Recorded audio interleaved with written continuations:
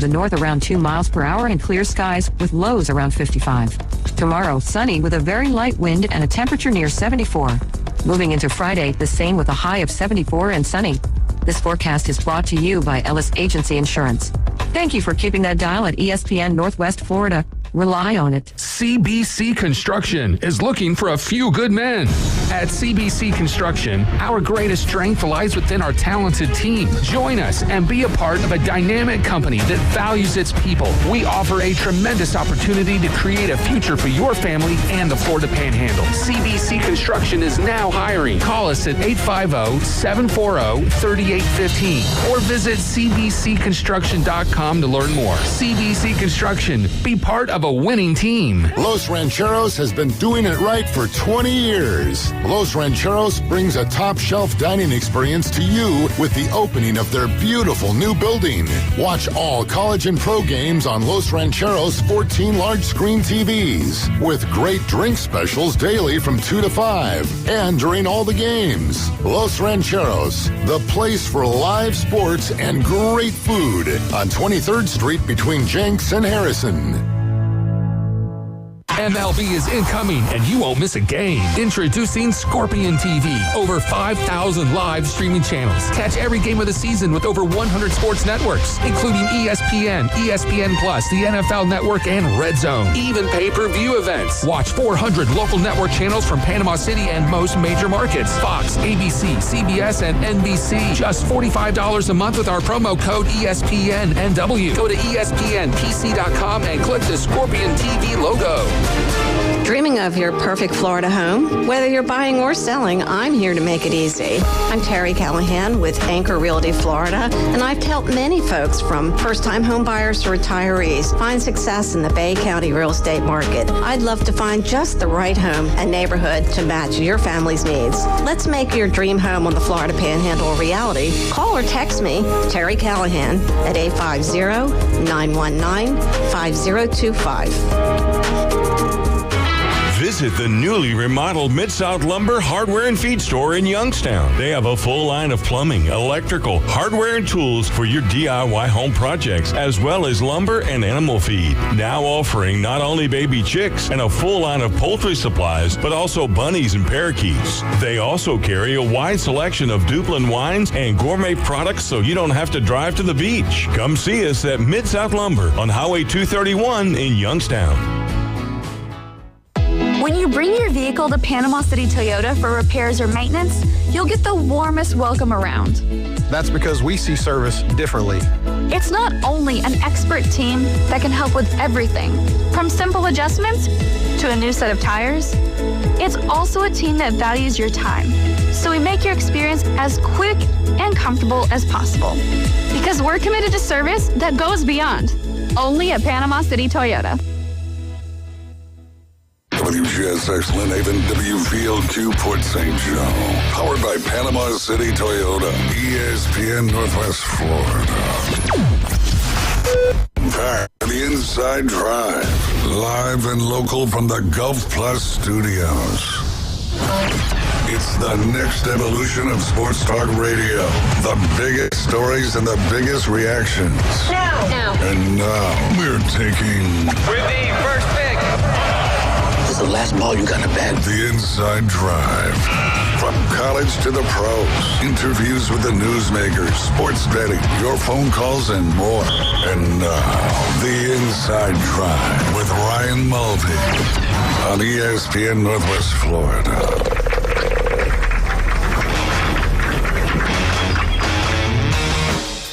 And good Wednesday morning. You're listening to the Inside Drive live here on ESPN Northwest Florida. 104.3 in Panama City Beach and Panama City and all of our beautiful towns surrounding here in Bay County. And, of course, 101.9 in Port St. Joe.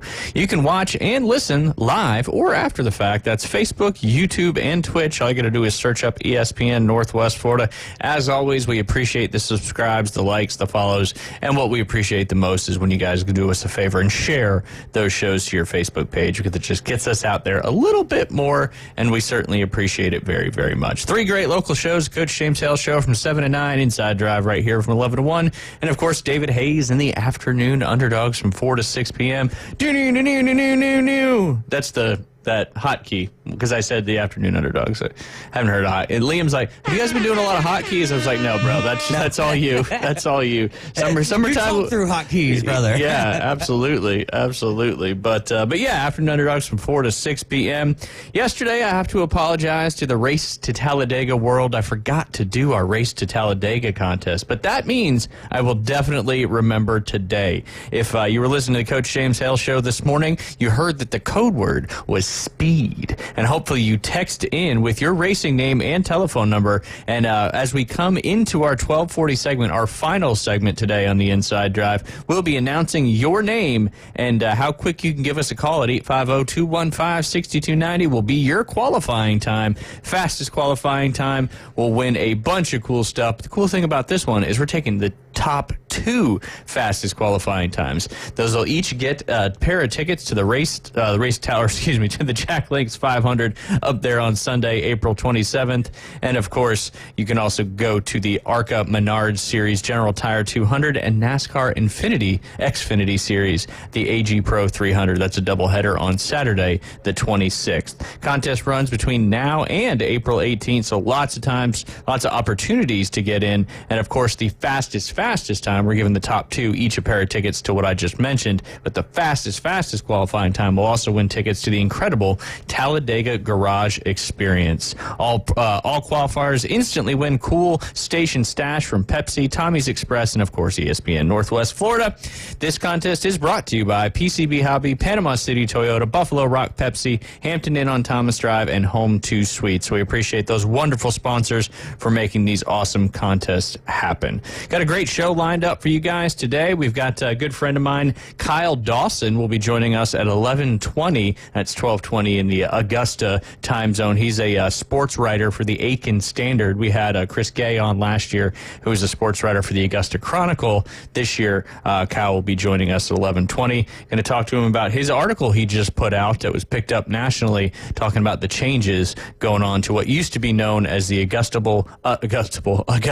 Municipal Course. Tried to combine those two words, but a lot of the locals and people who've been up there know it as the Patch. So I'm going to talk to him a little bit about that, and then what it's like to be a media member up there at the Masters. They get treated like royalty, I can promise you that. But before we get to him, and of course we've got Keith Fleming coming up at the top of the hour. Had the pleasure of doing 2 podcasts last night. It's kind of a marathon podcast session.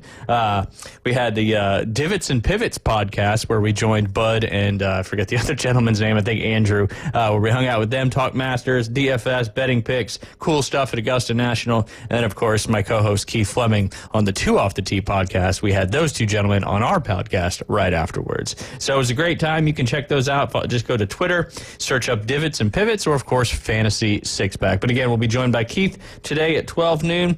I'm going to ask him some trivia questions right off the get-go and see how much Masters knowledge he actually has. But it'll be a great segment if you want to win some bets and get some DFS. He has been on fire lately, so his picks are heating up. He's had the winner in his picks the last 2 PGA Tour weeks. The Masters is what they say the most predictable repeat tournament of the year. It's at the same course every year, and it's kind of easy is not the right word, but there's a lot of trends. We went over them yesterday, but it's just such a predictable golf course.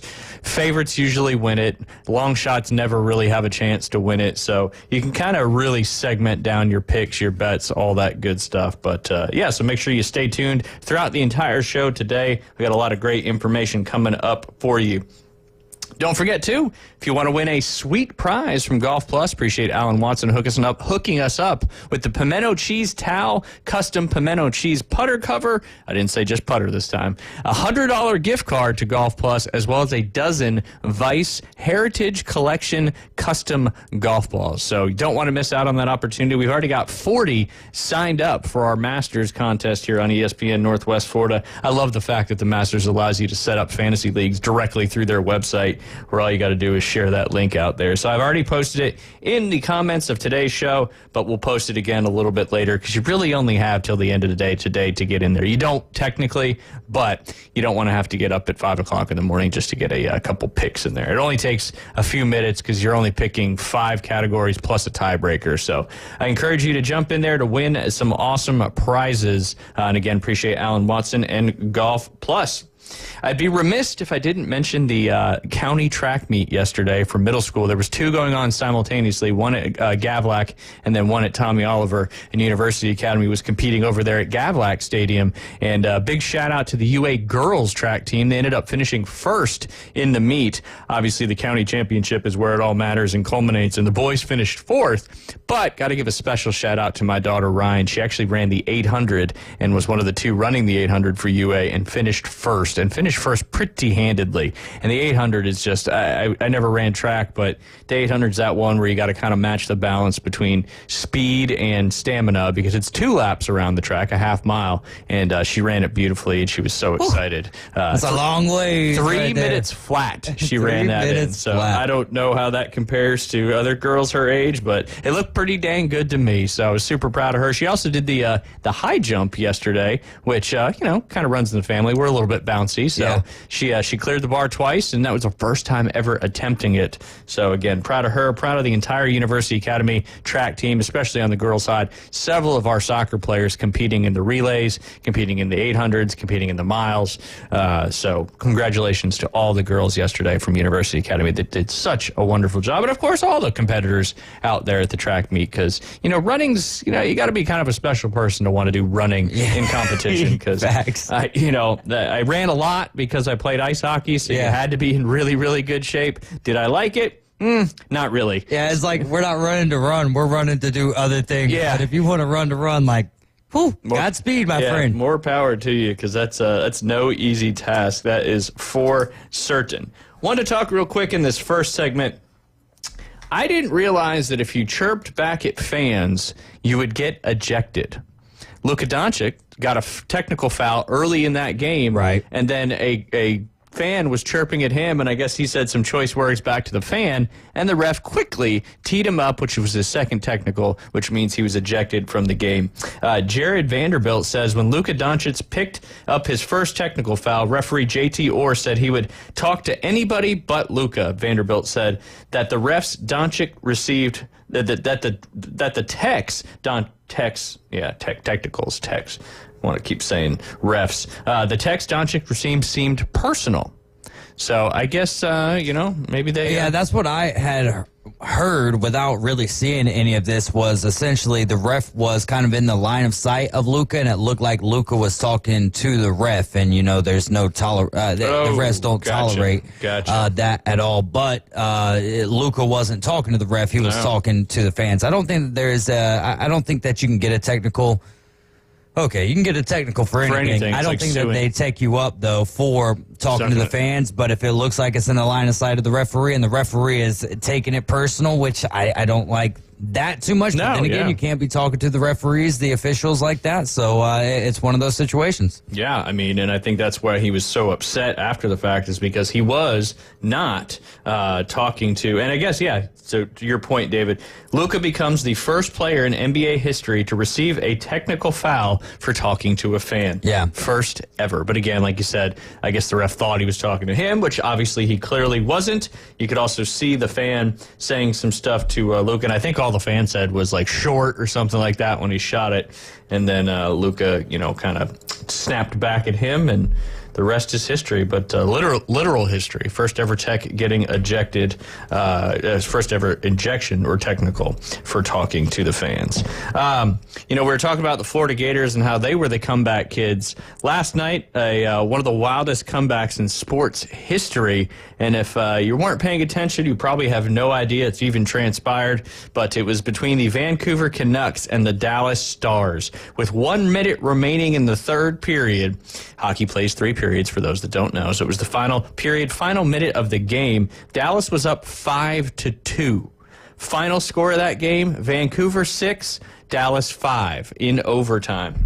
So kind of going through the sequence of goals there, like I said, with about a minute, or with exactly a minute left in the game, Dallas was up 5-2, and then Atu Ratti scored a goal with 1 minute left to go, and then 30 seconds later, Pius Suter scored one to go down 4-5 with 30 seconds, and then with 7 seconds left in the game, Suter scores one more goal to tie it up. 3 quick goals in a minute to tie up a game. They always say, it's never over till it's over, and it certainly wasn't. And then, of course, Kiefer Sherwood scored a minute and 16 seconds into the overtime period for Vancouver to take the 6-5 victory in the an important victory then for the playoff race over there in the Western Conference. So, we thought Florida was coming back and everything, but being down 3 goals in hockey, but that's being down 3 goals in hockey is one of the most. The offensive, or the team with the lead, rather, they feel the most comfortable with that. Then all of a sudden you turn it into a 2-goal game, and I feel like that's one of the most dangerous. That is one of the most dangerous leads in hockey, is that 3-0 lead. Absolutely. Well, and usually you see it transpire through like a whole period or even a half a period, but the fact that it transpired in just 1 minute is quite 1 minute's insane. Yeah, it's insanity. Just to score 3 goals in a minute rarely ever happens, let alone to tie up a game. But I'm sure it was got pretty quiet there in Dallas at the end of that game, and obviously they were disappointed when they lost in overtime. But at least they didn't get drummed 7-0 or 7-2 by the Bruins. And there you go, and you still get a point out of the whole situation. Yeah, so still get a point. That small silver lining. Another good Ovi story for you, David Hayes. I know you've been all over that the last couple of weeks. Olaf Kolzig, for those who remember older Washington Capital days, he was a big-time goalie for them, kind of was one of their first goalies early on when they were really starting to get going. He said, I text great congratulations, great 8, referring to Ovechkin, congratulations, and he responds Better trademark it, join the club. Right? He should be able to trademark that, GR8. Congratulations, and he responds by telling me I'm part of his history. I'm like, ha, you scored on me once. He says, no, you assisted on 5 of my goals. How does he know that? I didn't know that. Says all you need to know about the greatest goal scorer in NHL history. So just another cool little story there from Ovi. Yeah, I mean, I don't think there's ever been as much behind the scenes, or at least not, notable behind the scenes about Alexander Ovechkin until he's starting to hit this, and now we're all like, man, this guy's a wonderful guy. Yep. But I'm hoping a 30 for 30 E60, something like that, comes out on his. Hopefully they were filming a lot of this behind the scenes this year, and will get us an opportunity to see some behind the scenes action on the race to break the Augusta National, the NHL goal scoring record. I got the Masters on my brain. I don't know what to tell you.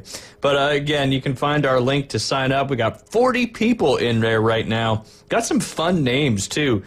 We got Tiger Davis in there. We got Shog Shiggity. We got Bama Golf, Pimenta Cheese Champs, Tiger 7-Iron. I like that one. That's a good one. Who else? We got some other fun ones in there. I saw some puns. Let's see. Vice Baby. Where's Faldo? Pun on Where's Waldo. 3-Putt Champs. Woodrow, Fort Walton Beach. Woodrow's who used to call me on the Coach James Hale show from Fort Walton Beach when we would actually talk golf once in a while. Only a couple times I ever was able to do that with Coach, but Woodrow always was calling us in. Poana Putters is another fun one there. The Green Jacket Heads. Lower Alabama, that's nice and simple. That's exactly where we were. One of my favorites, Double Transfusion.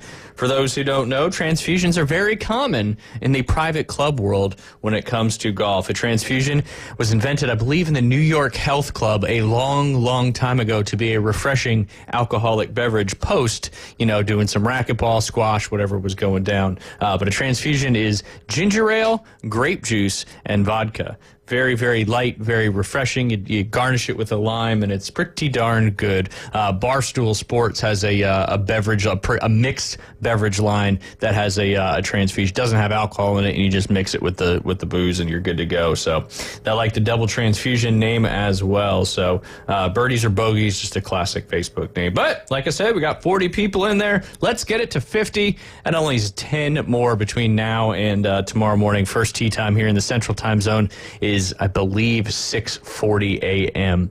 Those honor race. Wide-eyed and bushy tail. There you go. And speaking of bunnies, it's coming up here pretty soon. Oh, yeah, April 20th. Yeah, April 20th. First time in a long time that the Eastern and Western Orthodox churches have celebrated Easter on the same day, because there's a big discrepancy in when they believe, you know what I mean? So this is the first time in a long time. And I believe it's because of the anniversary of Easter. Gotcha. Yeah.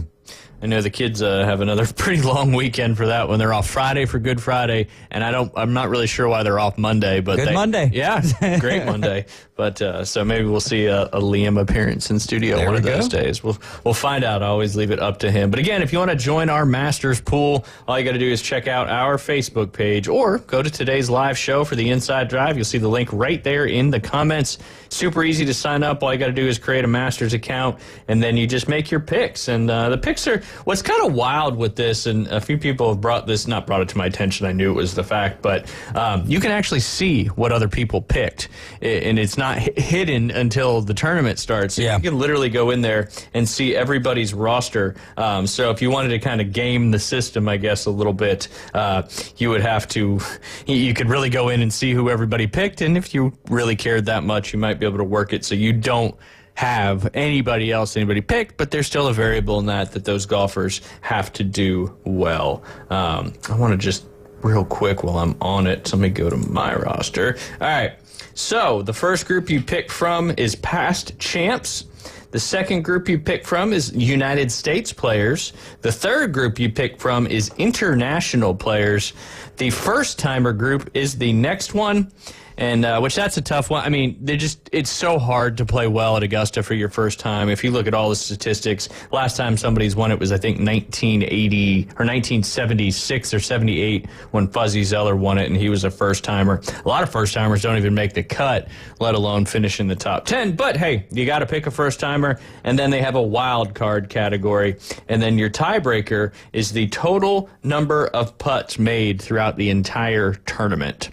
I would say probably a good average number of putts per round for professional golfers at this level, between 24 and 26. So, you can obviously do some math if you wanted to really. Isn't there more people on the field this year, though? 95. Right. Most people. So, yeah, you got to do 95. There was almost 9,000 putts last year. Yeah. There's going to be more than that this year because you've got, 95 players in the first, or playing, all of them are playing the first two rounds. So you got 95 times, 36 times, however many putts you were, not times 36, but 95 times 2. And then you could times it by the average number of putts and then add it to the weekend. Usually it's top 50 in ties. So call it 55. And you can pretty much, it just gave you the formula there to get the tiebreaker as pretty much close as you possibly can. But y'all won't need it, though. I'm taking care of business for this one. I want that pimento cheese putter cover. It's sweet. Yeah, man. It's sweet. That towel's sweet. The $100 gift card. The balls. I mean, everything that comes along with it. It's those stuff. golf balls, they may be, I don't want to say golf balls appreciate, but, limited edition golf balls certainly have an ability to, if you hold on to them for a little while, and you might be able to sell them for a little more than you won them for. I mean, you're not even buying them. I think it's almost a $250 value there from Golf Plus. So again, we appreciate Golf Plus, PCB, and Dothan for sponsoring or for giving us a prize package, and of course sponsoring the studio as well. You can check them out at the Edgewater Shopping Plaza right next to Firefly, or up there in Dothan off of Montgomery Highway, aka 231. They've been there for over 40 years. When we get back, we'll be joined by Augusta Chronicle, Aiken Standard sports writer, and my good friend Kyle Dawson, talking a little bit about some of the changes going around the Augusta National area. You're listening to The Inside Drive live here on ESPN Northwest Florida. ESPN Northwest Florida presents the Race to Talladega. We got Jackson State Jeff on the line. Jackson State Jeff, how are you, my friend? Man, doing well.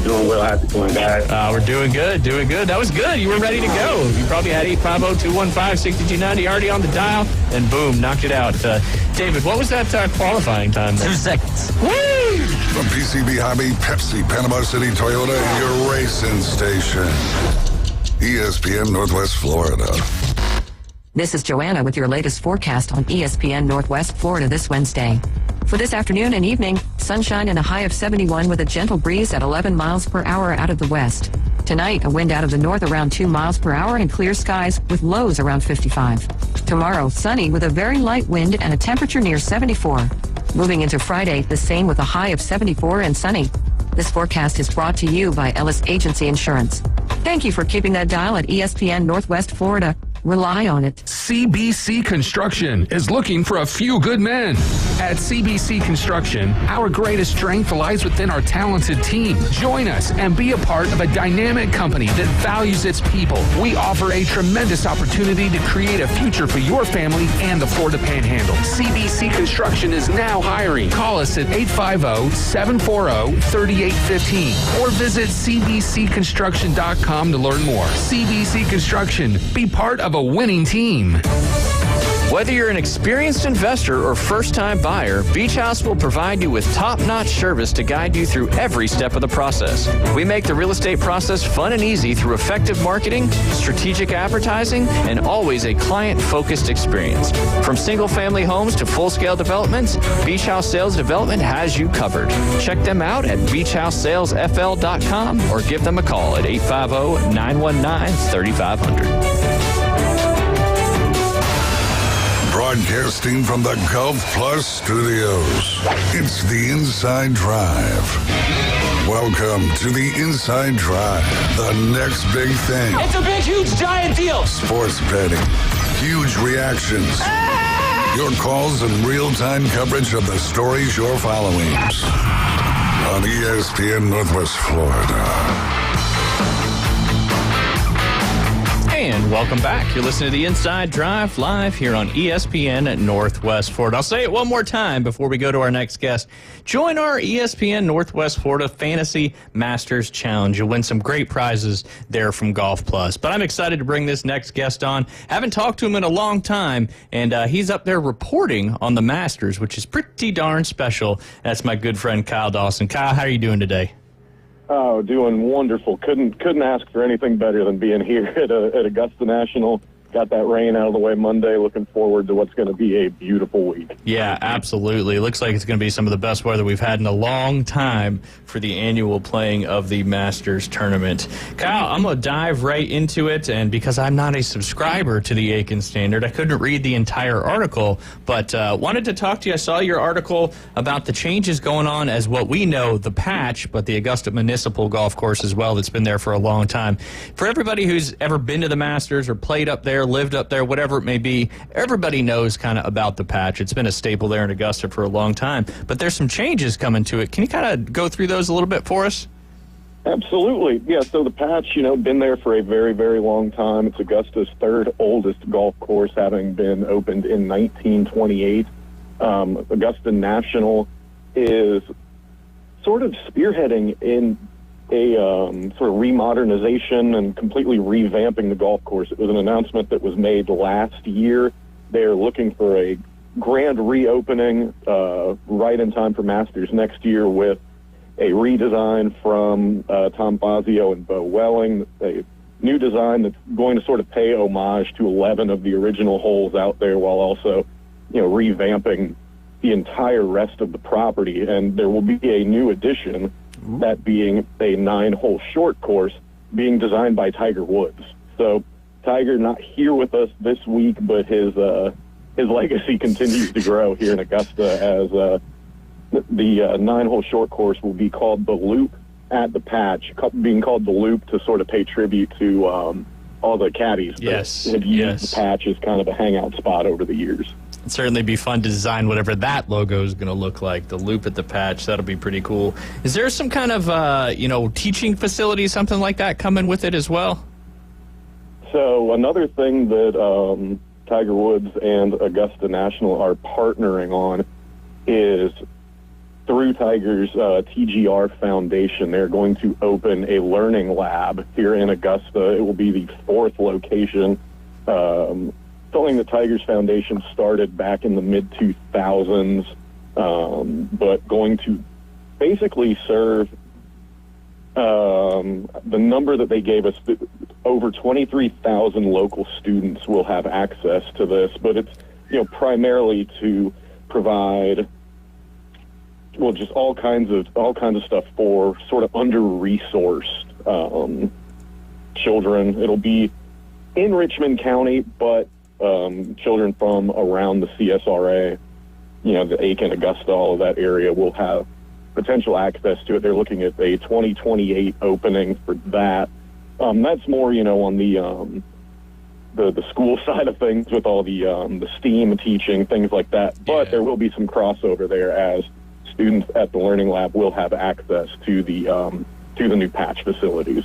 Sweet. I mean, just Augusta National continues to be the leader in literally growing the game of golf from, obviously the Augusta National Women's Amateur, the drive, chip, and putt that's been going on for over 10 years now, and now basically helping bring back one of the staples there to a great condition in Augusta. And then, of course, partnering with Tiger Woods is never going to hurt anything.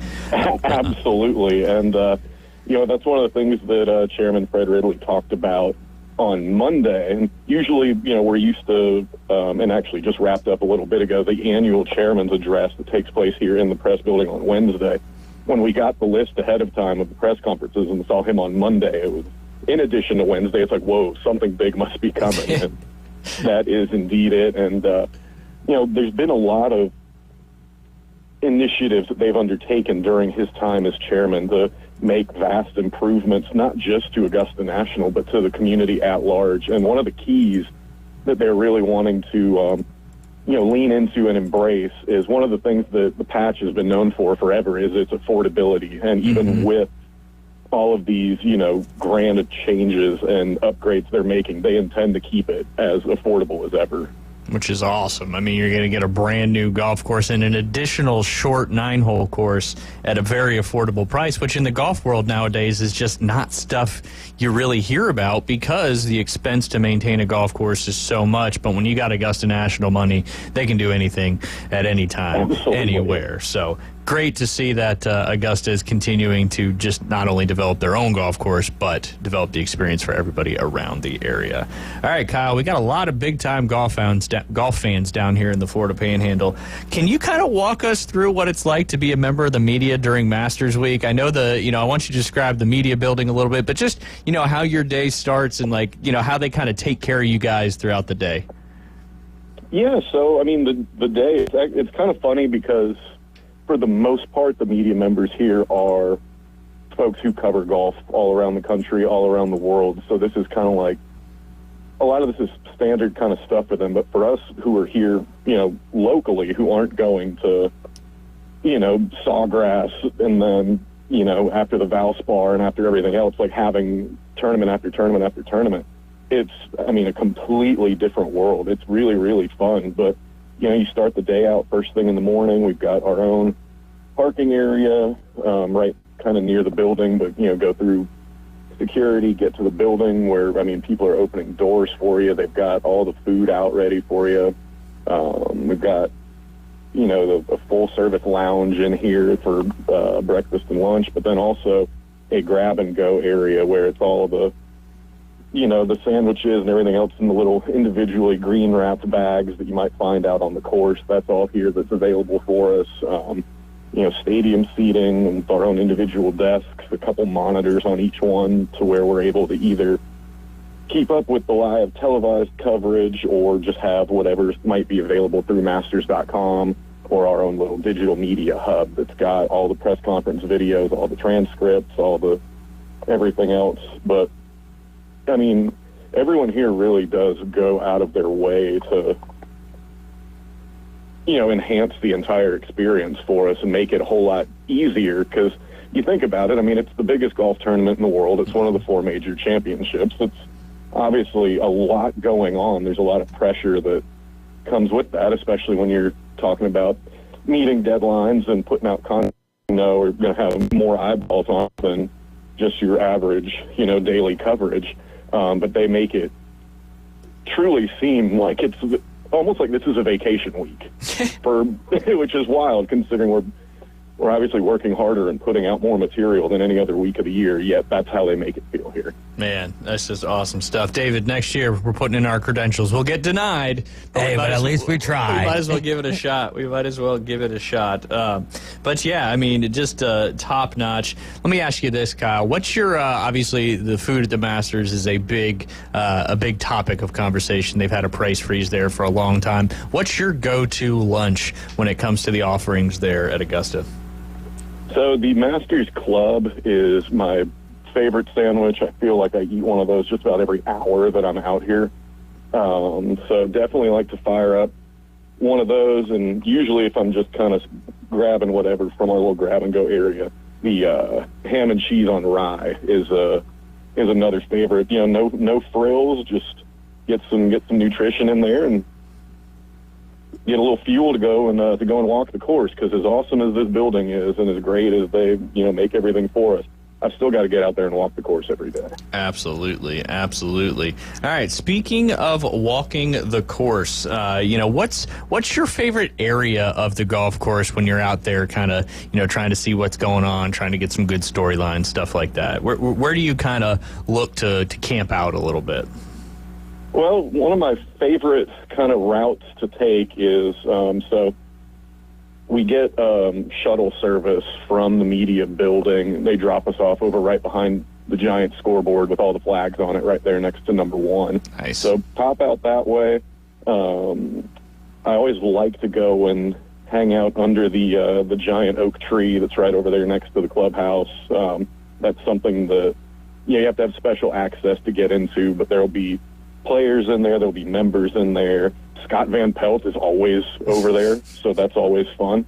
But, you can kind of get in there, people watch a little bit, go to the clubhouse bar perhaps, just kind of settle in for a little bit. But then once it's, a getting out onto the course itself thing, I feel like I don't even choose to do it. I mean, my feet just start moving on their own and take me down to number 12 tee.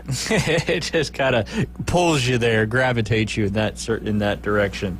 Absolutely. And, you get to a spot there where you can see, I mean, the true definition of Amen Corner. You can see the second shot into 11, the tee shot on 12, tee shot and second shot on 13, pretty much all from one spot, which is, pretty special to see, because those are obviously such pivotal golf holes to the championship, but they're also, just beautiful golf holes too, and just a fun hang. And then also over there, kind of in that little corner between 15 and 16, kind of the same thing, because those are, holes, championship deciding holes, and also just really, really neat spots to hang out. And one of the fun things to look for this year, I think, will be how the changes to the course after Hurricane Helene came through here will change the approaches into 15, just because there's so many trees missing through there, and there's so much more potential for kind of wind changes for both 15 and 16.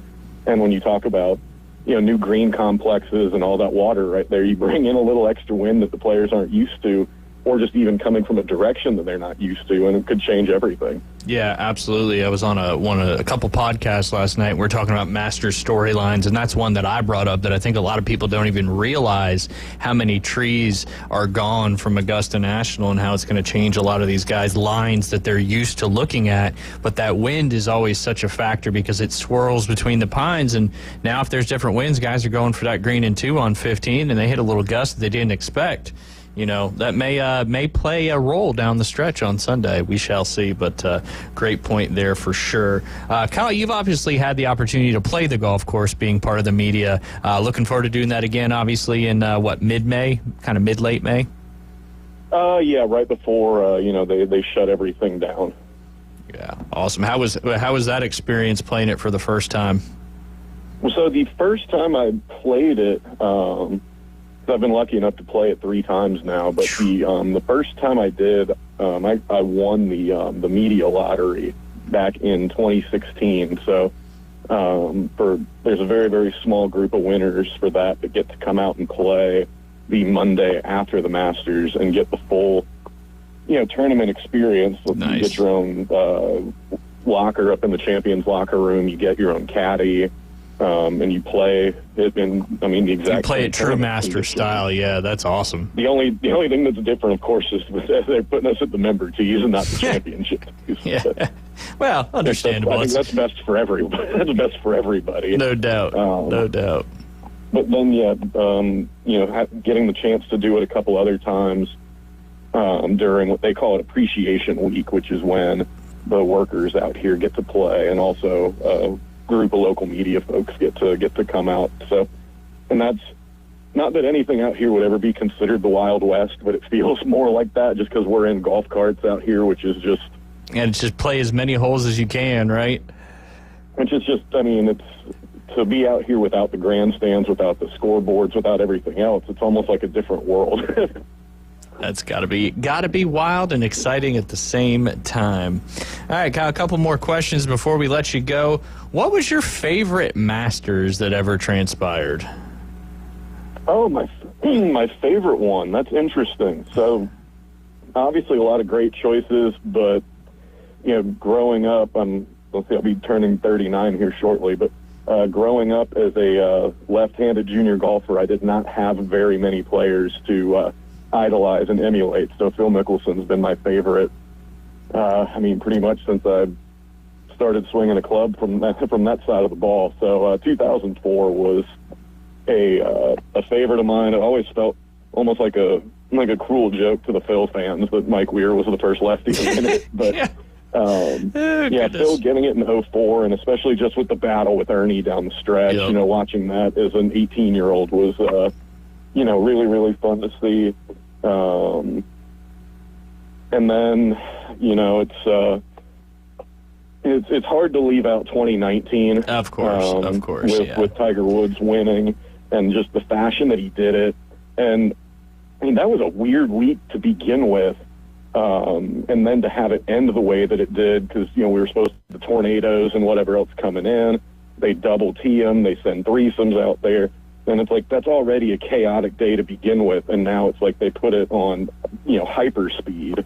So for him to kind of do this kind of almost slow and steady his way around there and do something that, truly you couldn't have predicted it. That was, that was pretty historic moments in golf history. 04, I've got to stick with 04 as a Phil guy. That's a good one with his little jump.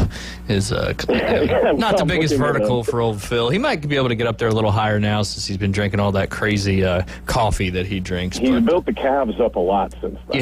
Yes, the old calves, rock solid calves, and he's been, funny. And I saw the Masters Champions dinner pic last night, and he was standing right there in front of Scotty Scheffler, next to Fred Couples, who he's been kind of tweeting at a little bit this week. So I thought that placement of the picture was kind of ironic and kind of funny. But of course, and Freddie and Brooks Koepka played together yesterday too.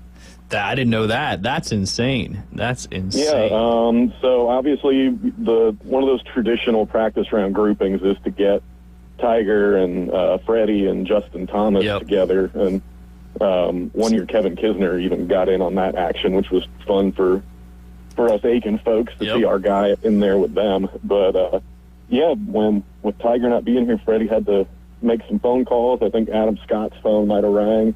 And sure enough, Brooks Koepka ends up in there. So that's funny. These guys are a lot more chummy than some of the social media interactions. And, sound bites. When it comes down to actually playing together, they're a little more cordial than what it appears. Because obviously, that's good for stories and all that good stuff. But all right, 2 more questions. Pick to win. Augusta's it's the most predictable course as far as, who's going to do well there out of any other course on the circuit, because they played year in and year out. It's the best golfers in the world competing there. Can Scotty Scheffler do what only 3 other people have done in the history of time and win back-to-back tournaments? Or is it going to be somebody else? What do you think, Kyle? I actually have not made my official prediction yet, because I just... It almost seems like it would be too easy to say Scotty. Yeah. But the more that I sift through everything and think about it, I still think it's got to be him. I know that Rory's coming in here on a heater like never before with, a couple of huge wins coming in, and he's saying all the right things. Yep. He said yesterday, that he hit a stretch from after he won that PGA in 2014 through to the end of 2019 when he had his best statistical season ever but didn't play up to his standards in the majors. He kind of had to take a step back and go, well, no, I need to kind of give more of myself in these major championship weeks, and it's produced better results despite there not being any wins in the majors. The only thing is, that sounds well and good, and the results show at U.S. Opens and PGA Championships and Open Championships. He still missed two of the last four cuts out here. Yeah, hopefully, and he has a tendency to play real well on Sunday, it seems. If he could just get those, early rounds. One more thing before I let you go, just because we were talking about it last night. So I guess he was asked a question at his press conference talking about his daughter, Poppy, who has now realized that her dad is very, very famous. Because I guess in kindergarten or whatever grade she's in, he had just won the Players' Championship, and Poppy was being asked by her friends at school, that's your dad that just won that golf tournament? He's really famous. So now it's got this new thing. Maybe the fact that his daughter actually understands what's going on and doing now might be some motivation to get this Masters tournament done. But it could be, and it's kind of fun. I know there's kind of like the joke in the internet golfing community about how these guys, once they have a child, they gain this perspective. I think Max Homa has done the best job of, making that a running joke. Scotty brought it up yesterday, but for Rory, he had said that, before that his kind of day job didn't necessarily affect Poppy, or for, Scotty, if he doesn't play well, Bennett doesn't do anything differently once he gets home. So now, Poppy has that kind of realization that, whoa, Dad's doing important stuff here. I think Scotty's still got a little bit more time before Bennett figures it out. Yeah, no doubt. It's coming soon. Well, Kyle, it was great to have you on. Don't want to have you be a stranger to the show. I want to get you on a few times in the future if that works for you. But appreciate you jumping on, and enjoy the Masters tournament, and, of course, enjoy that round here in about a month or so. Absolutely. Thanks so much for having me on. Absolutely. That's Kyle Dawson. He's a sports writer for the Aiken Standard up there in the CSRA. You're listening to the Inside Drive live here on ESPN Northwest Florida. We'll be right back. ESPN Northwest Florida. The Atlanta Braves play here. The Atlanta Braves have had a slow start, but now they're ready to launch. Deep left field. That jumped off his bat. Back to the wall. Out of here! Tonight, it's the Atlanta Braves versus the Philadelphia Phillies. We'll have coverage coming up at 6. First pitch at 6:15. This is Braves Country. ESPN Northwest Florida. Golf is a game that should be fun, but to have the most fun, you need to play your best. That's where the experts at Golf Plus come in. Their friendly staff will guide you through the buying process, answer all your questions, and can help with any repairs you need along the way. Golf Plus is your custom fitting, club repair, and golf retail shop. Golf Plus staff is non-commissioned and will work with you to find the best product for your game, just like they've been doing since 1988. Golf Plus in Dothan and Panama City Beach. Fitting, repair, retail. That's Golf Plus. Come experience the weird and wonderful world of El Weirdo, a brewery and taco pub in downtown Panama City on Oak Avenue. El Weirdo is serving up delicious street tacos, magical wizard fries, locally brewed beer, margaritas, and more, all surrounded by art, oddities, and all things weird. It's a feast for your eyes and your mouth. Visit El Weirdo in historic downtown Panama City today. El Weirdo, 24 West Oak Avenue, and online at elweirdodowntown.com. Introducing Southern Breeze Primary Care. With 45 years of experience, owners Holly Gay and Lisa King bring warm, friendly care, Southern charm, and a family vibe. They are the pros in youth sports, physicals, general health care, Bio-T hormone replacement therapy, certified DOT exams, and Coast Guard physicals. Southern Breeze, 107 West 19th Street, Suite B, 850-248-8002. Walk-ins are welcome and insurance is accepted but not required. Southern Breeze offers breezy solutions for your healthcare needs. Broadcasting from the Golf Plus studios, it's the Inside Drive. Join the best of Bay winning Inside Drive with all your lines, props, and covers. Winning on ESPN Northwest Florida. And welcome back. You're listening to the Inside Drive live here on ESPN Northwest Florida. Hadn't talked to Kyle in literally a text here and there, probably a year. No. He wasn't on the line with us last year? No, that was a different gentleman. He was with the Augusta Chronicle. Gotcha. Kyle's with the Aiken Standard. Aiken and Augusta border each other right there in the Savannah River. Jay, do you know what CSRA stands for? County, States, Roads of America. Close. The Central Savannah River area. He probably would have known that. He might have, because he is from Georgia, but I don't know if he would have known that or not. But yeah, that's what you kind of called that whole area up there, because, you know, Savannah River splits Georgia and South Carolina. So everything was always CSRA, because I know Kyle said CSRA in there. So for those that didn't know what that meant, that's just the greater Augusta, Aiken, North Augusta area up there. But really cool to hear from him. He is on property right now. The media is allowed to have their cell phones in there. There's the only people that are allowed to have their cell phones in there, which is pretty crazy, because everybody else cannot, which is what's kind of special about going to a tournament or a practice round at Augusta National is you get to leave your phone in the car and literally nobody can bother you, and they still have payphone banks if you need to make a call out. And those are fun. I've used one of those before to get a ride back to the house. Anyway, I did want to mention this story because I'm obviously not going to be here tomorrow or Friday. Appreciate James Fife filling in for me, but we'll be traveling up to the University of Duke to check out their brain cancer center. So looking forward to getting hopefully some good advice and good treatment plans and all that stuff. So no Afternoon Delight debrief today because we got Keith coming up at 12. Y'all may have heard this story or may not. It's been kind of going around on the internet, but I'm going to try my best to get through it as fast as I can because it's got some length to it. But I found it very interesting. Hopefully you might find it interesting as well. This is from time.com. Romulus and Remus are doing what puppies do, chasing, tussling, nipping, nuzzling. But there's something very unpuppy-like about the snowy white 6-month-olds. Their size, for starters. At their young age, they already measure nearly 4 feet long, tip the scales at 80 pounds, and could grow up to 6 feet and 150 pounds. Then there's their behavior. Theirs and their back-to-back is tricky. The angelic exuberance puppies exhibit in the presence of humans, trotting up for hugs, belly rubs, kisses, is completely absent. They keep their distance, retreating if a person approaches.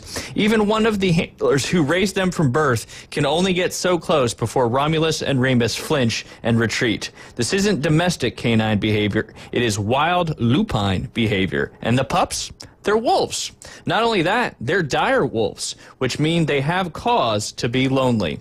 The dire wolf once roamed an American range that extended as far south as Venezuela and as far north as Canada, but not a single one has been seen in over 10,000 years when the species went extinct. This is where it starts to get a little bit crazy. Yeah. Plenty of dire wolf remains have been discovered across the Americas, however, and that presented an opportunity for a company named Colossal Biosciences. Relying on deft genetic engineering and agent-preserved DNA, Colossal scientists deciphered the dire wolf genome, rewrote the genetic code of the common gray wolf to match it, and, using domestic dogs as surrogate mothers, brought Romulus and Remus and their sister, 2-month-old Khaleesi, into the world during 3 separate births last fall and this winter, effectively, for the first time, de-extincting a line of beasts whose live gene pool long ago vanished. Time met the males. Khaleesi was not present due to her young age at a fenced field in a U.S. wildlife facility on March 24th, on the condition that their location remain a secret to protect the animals from prying eyes. The dire wolf isn't the only animal that Colossal, which was founded in 2021 and currently employs 130 scientists, that they want to bring back. I feel like I'm reading the plot of Jurassic Park. 2028. They've got a big plan. All right, here we go. Also on their de-extinction wish list is a woolly mammoth. The dodo and the thylacine, Tasmanian tiger. Could y'all just for one, let's not bring back predatorial animals. And 2, let's let sleeping giants lie. They're extinct for a reason, right? They're extinct for a reason. My goodness gracious, this is insane. I mean, it literally sounds like it's coming out of the plot of Jurassic Park. So I read 3 or 4 different posts and articles about this last night, and you read the comment section, it's like, just because we basically have movies on this, Jurassic and none Park. of them ended well. Yeah, none of them ended well. We have Jurassic Park out there just for starters, and as scientists, like, just because you can do something does not necessarily mean that you should. Now, with this one, it's basically like a mutation of the dire wolf by using the gray wolf, but at the end of the day, it still looks very much like it. It's just to me, it's standoff here. Let's this is a human moral kind of topic and conversation. But already in March, the company surprised the science community with the news that it had copied mammoth DNA to create a woolly mouse, a chimeric critter with the long golden coat and his accelerated fat metabolism of the mammoth. If all this seems to smack of a P.T. Barnum, the company has a reply. Colossal claims that the same techniques it uses to summon back species from the dead could prevent existing but endangered animals from slipping into extinction themselves. What they learned restoring the mammoth, they say, could help them engineer more robust elephants that can survive better in the climatic ravages of the warming world. Bring back the thylacine, and you might help preserve the related marsupial known as the ghoul. G-U, or maybe that's a Q, quoll. Techniques learned restoring the dire wolf can similarly be used to support the endangered red wolf.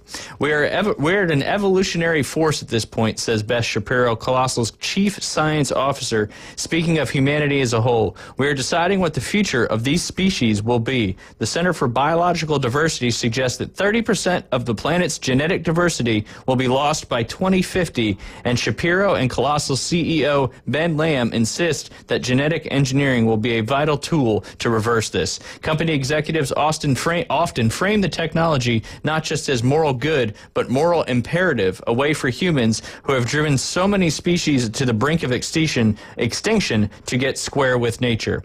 If we want a future that is both bio-numerous and filled with people, Shapiro says, we would be giving ourselves the opportunity to see what our big brains can do to reverse some of the bad things we've done to the world already. Which we did. I don't think the dire wolf died off because of the Ice Age. If that's the 10,000 years ago, we didn't do anything to the dire wolf, but either the 10,000 years and ago, the woolly mammoth either. We didn't do anything to the old woolly mammoth either. But, well, I mean, that would be really interesting to see how all of that actually played out.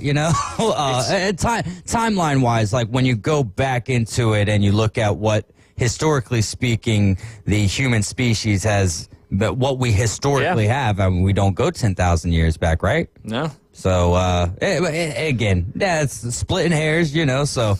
but I like this comment here from Ohio Brad. Poor Khaleesi is going to have to mate with her brother. So name that baby Roll Tide. Is that what he said? No, I said that. You added that in there? That's nice. my comment. Nice. But, it's crazy stuff. The woolly mouse to a minor extent and the dire woolly wolves, mouse. That's what they ended up doing. You were on the phone when I was talking about the woolly mouse. That's what they've created. That's like the woolly mammoth, but they did it with a mouse first. That's kind of smart. Please don't take it. Elephant. Let's start with something small first and then build up. Well, let's just not build up. I think stop right there at the woolly mouse. Even though Art Mouse is kind of, furry at least. They're not woolly. Well, now he's woolly and he's got the same, fat something. Does it have the tusks? I don't think the mouse was able to grow tusks.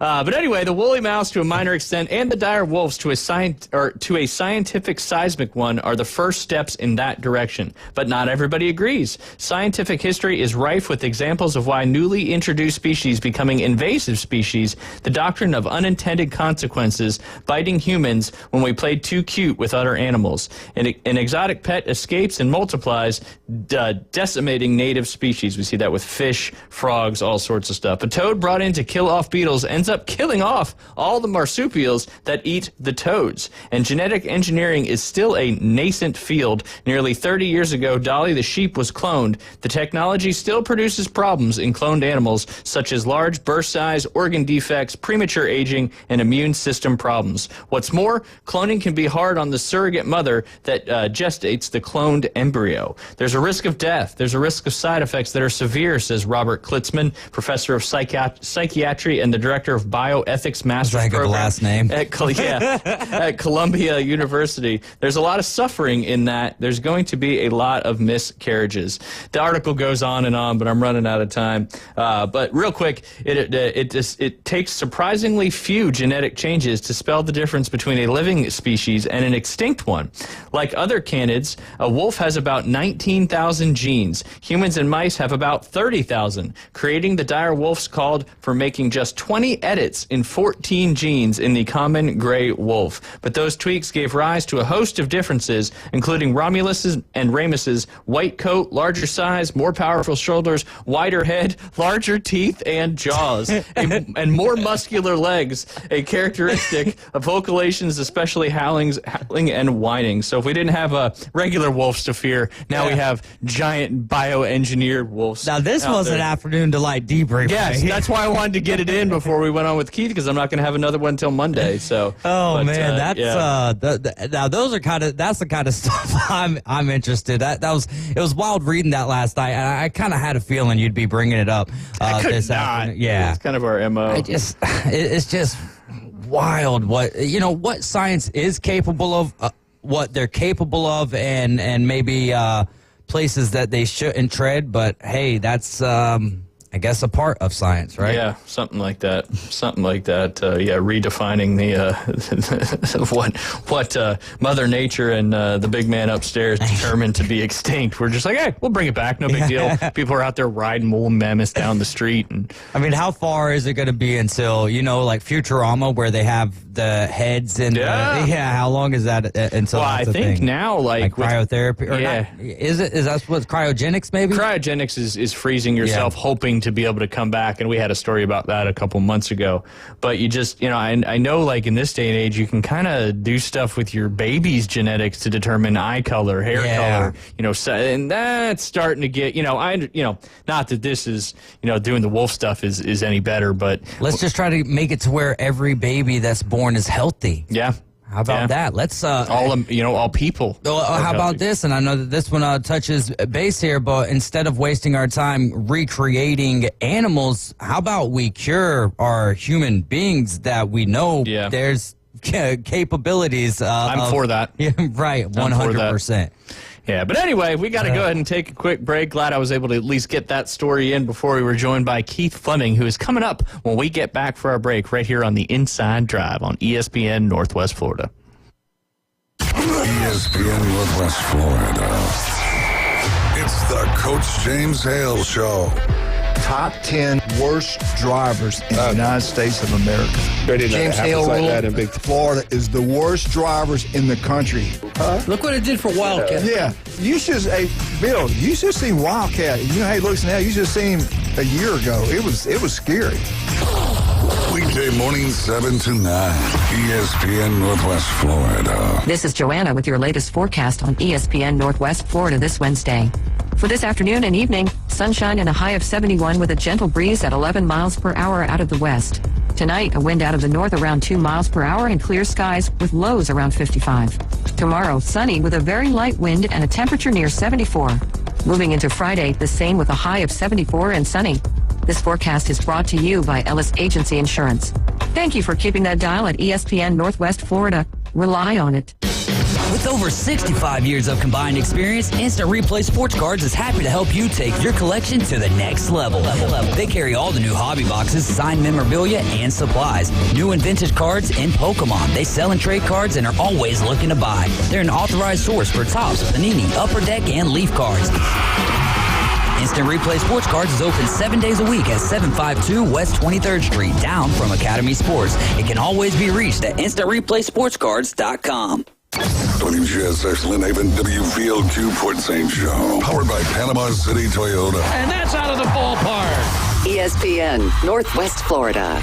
Beach Pizza, formerly Marcy's Pizza, is back with more hours and more pizza. Beach Pizza has new owners and now open every day, 11 to 11. Pizza by the slice, whole pies, wings, pretzels, garlic knots, and more choice eats in East PCB. I finally tried a slice, and it was a thin crust, totes cheesy slice of paradise. 8815 B Thomas Drive. Online at beachpizzapcb.com. Call ahead, 850-775-4053. Now back to the Inside Drive, live and local from the Gulf Plus studios. Sky rockets in flight. And now, the afternoon delight debrief with the three degenerates from the Inside Drive. Afternoon delight. ESPN Northwest Florida. And welcome back. Indeed, live and local right here on the Inside Drive, live from the Golf Plus Studios. Two great locations right here in Panama City Beach, over there in the Edgewater Shopping Plaza, located right next to Firefly. And then, of course, up there in Dothan off of Highway 231, a.k.a. Montgomery Highway. That location's been there for a long time, serving the greater Dothan area with all the fitting, club repair, and new retail needs. We appreciate Alan Watson and Golf Plus for sponsoring our fantastic ESPN Northwest Florida Masters Fantasy Challenge prize. That is a pimento cheese towel, who I know our next guest really wants to have an opportunity to win that. If he wins, it's because he knows what he's talking about when it comes to this stuff. A sweet pimento cheese blade putter cover, a $100 gift card to Golf Plus, and then, of course, the Vice Heritage Collection dozen of golf balls. But it's time to bring our next guest in. He spent a lot of time talking to him last night, so we're just going to keep this thing going. That is our good friend Keith Fleming, who has been on quite the heater in the DFS betting world recently. Yeah, I guess I blamed you for not having a show last Wednesday, right? So I couldn't give out Brian Harman at 75-1 to win the Texas Open. It was available on Fantasy Six Pack on my betting cheat sheet, so you could find it. I shared it on Twitter, etc. But I do hate that the listeners didn't get to hear. For the second straight week, we get another winner. Yeah, no, absolutely. I mean, I think they do a good job following you either on the X Machine or following you on fantasysixpack.net. But, yeah, certainly been on fire lately.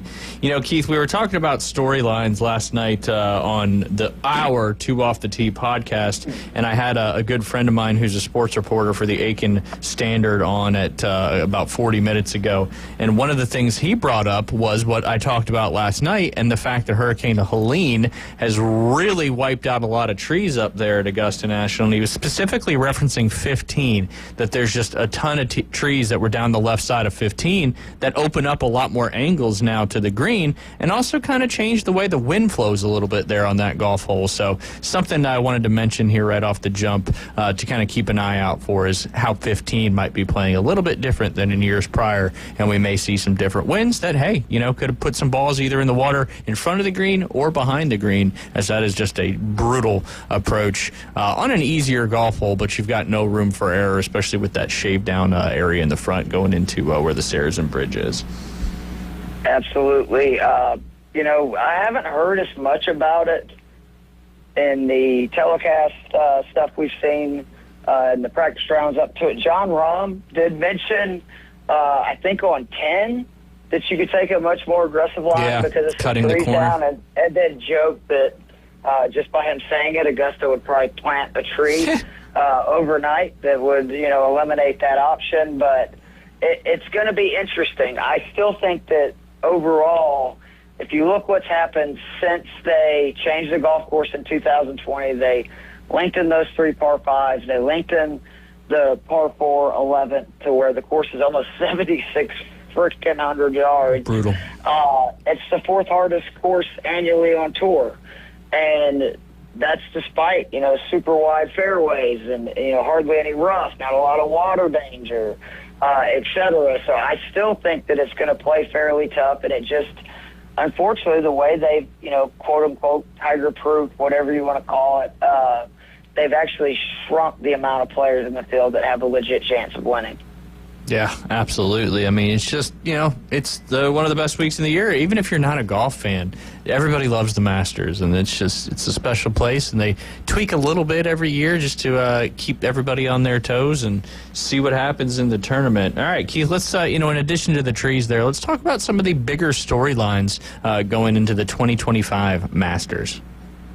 Yeah, there's about 5 or 6 that I just wanted to bring up. The first and the biggest, rightfully, is Scotty Scheffler trying to become the first player since Tiger Woods in 2002 to win back-to-back green jackets. Even more impressive, only the 4th player ever to do so, joining Woods, Nicklaus, and what a flex for Nick Faldo to be there with Tiger and Jack. I think that if Scheffler repeats this week, which I think he has a wonderful chance of doing, you could argue it's the most impressive of the 4, because you consider, I brought up the stat last night, that in the last decade, the best finish by a defending champion was actually Scotty Scheffler, who finished 10th the year after he won his first green jacket. So I am, very interested to see, what he can do. He has the right temperament and stuff to where I don't think the pressure is going to get to him. And if he continues to putt the way that he has this year, which is miles better than it was this time last year, his ball striking numbers are not quite as good as last year, but still super elite. I think he's going to be right there on Sunday and have a great chance to do something again that only 3 guys have done in the history of golf, and nobody's done it in over 20 years. Not only is it hard to win at Augusta, it's hard to win twice in a row at Augusta, and if he does that, that would certainly be a feat to be talked about. All right, Keith, between your storylines here, I'm going to ask you a couple trivia questions. So, Sure. How many double eagles have been achieved during the Masters tournament? Oh, wow. You should know 2 for sure. I don't know if you'll know the other 2 or not. Ooh, I just gave you the answer. Crap. I swear to you, I was about to guess 4. Yeah? No, you got 4 or 5, because, come on. Have you ever made an albatross? No. Couple hole-in-ones, but never a double eagle. Yeah, man. I've had one that was super close on a par 5 that's relatively short at Canongate, where there's a slope and the pin was on the front, and we thought it was going to go in. It ended up about 2-3 rotations short, but that's the only time I've ever really came, within 2-3 feet of, making an albatross. So I knew it wasn't going to be too many, even with the great players. And the pin locations that sometimes at Augusta, feed the ball to the hole on certain days. Most recent one, I just want to hear you say his name, was back in 2012 on in the 4th round on hole number 2, and I remember it distinctly, that ball rolling all the way across the green. Do you remember who that was? Louis Oosthuizen. Not Oosthuizen as opposed to Oosthuizen, but yes, he was the most recent one. The next one before that was Jeff Maggart in 1994 on hole 13. It was a 3-iron from 222 yards. He knocked it in the jar. And then the next one before that was Bruce Devlin, who ironically, before the Nicklaus course here at Bay Point was redesigned by Nicklaus Design.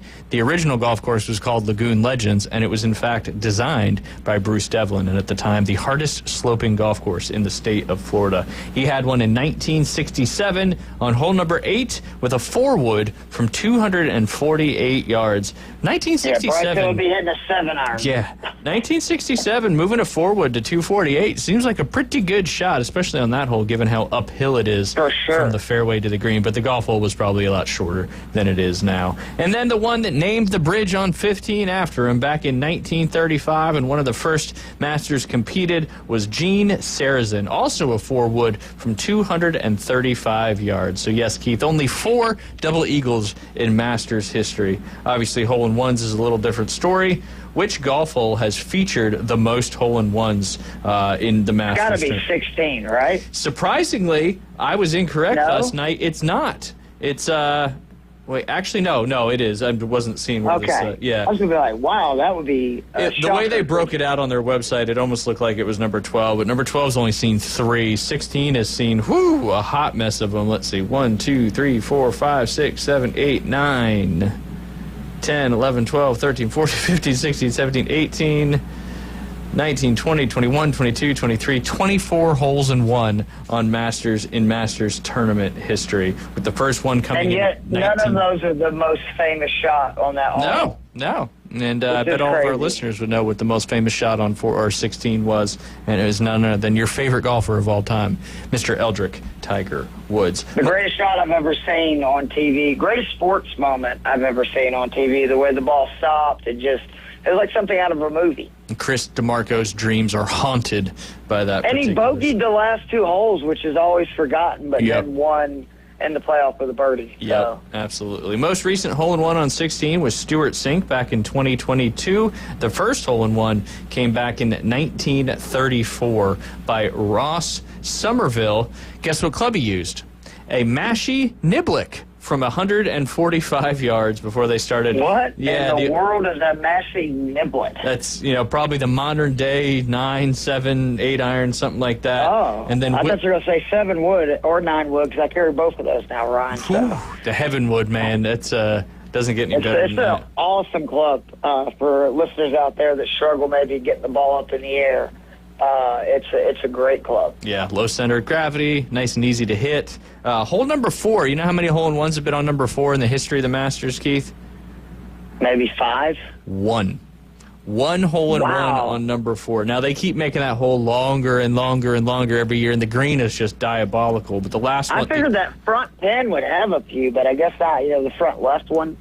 Yeah, because the ball, if you hit it in the right spot, kind of go middle and you can roll it back to it. Right. Jeff Sluman was the only one in 1992 with a 4-iron from 213 yards. Hole 6 has the second most with 1, 2, 3, 4, 5, 6 holes-in-ones. The first one being in 1954 by Leland Gibson. I know everybody remembers Mr. Leland. And wouldn't you guess almost all those are that front left end, right? Yes, or a majority of them. Certainly think so, because the rest of the hole locations on that golf course are on that hole. So are difficult. brutal. Yeah, that back right one is terrifying. Most recent was Corey Connors in 2021 with an 8-iron from 182 yards. Back in 04, the year Phil made it, Chris DeMarco made a hole-in-one on that hole with a 5-iron from 198 yards. All right, Keith, I'll let you... Phil made a hole-in-one? No, excuse me. Chris DeMarco made a hole-in-one the year Phil Mickelson won his first major. Gotcha. Yep, my bad. Sorry, I was just like, man, I can't believe I forgot that. No, that would be impressive. But yes, next biggest storyline you got for this Masters tournament coming up tomorrow? This one to me is shocking because I have not heard really anything about this. Xander's going for 3 major wins and 4 starts. He would only become the 3rd person in the history of the game to do so. Tiger obviously did it from 01 to 02 because he held all 4 with his Tiger Slam. The other, Ben Hogan, in 1953 when he won the first 3 majors. And it just seems like nobody's talking about this. I don't know if it's because of the injury or it's because Xander, like Scheffler, is, about as cool as I don't know. But it's pretty remarkable what he's going for and how little attention is being given to it. Yeah, no doubt. That would be a unbelievable feat, winning 2 last year and he won the PGA and the Open Championship. And the Open, yeah. Now he's got an opportunity. And what a difference a year would make, right? Because he was just a year ago the guy that, why can't he win a major? Yep, best player to not never win a major. Win one, and then he'd have 3 and 4 majors. The next one is another guy trying to make some history and join a very short list, and that's Rory McIlroy trying to complete golf's career Grand Slam. Again, this is the 11th straight Masters. Rory enters with a chance to join golf's ultimate list of players to win all 4 majors. It's Gene Sarazen, Ben Hogan, Gary Player, Jack Nicklaus, and Tiger. Ironically, if Rory wins there, he'd only become the 2nd person ever to do it at Augusta National, Gene Sarazen being the first 90 years ago. He did it on his 2nd attempt. Ben Hogan did it on his 1st attempt at the Open. Gary Player on his 3rd attempt at the U.S. Open. Jack at his 4th attempt at the Open. And Tiger Woods at his 1st attempt at the Open. And that is why it's not good news for, like, Jordan Spieth, Phil Mickelson, Rory, these guys that have 3 majors and are trying to wrap up the career Grand Slam, because if you notice, every one of those guys did it in the first 4 tries. And you can understand that, right? Because the pressure gets to you. And that's why you have, just 5 guys that have the career Grand Slam, but you have 13 people, including Rory, who have won 3 of the 4 major championships. Rory's also going on 11 years without a major victory. And if you want to feel really old, this is his 17th Masters appearance. He's entering this week playing arguably the best golf since 2014 when he won 2 majors. He already has 2 wins at Pebble and the Players. If not this year, I do wonder when or if he'll get it done.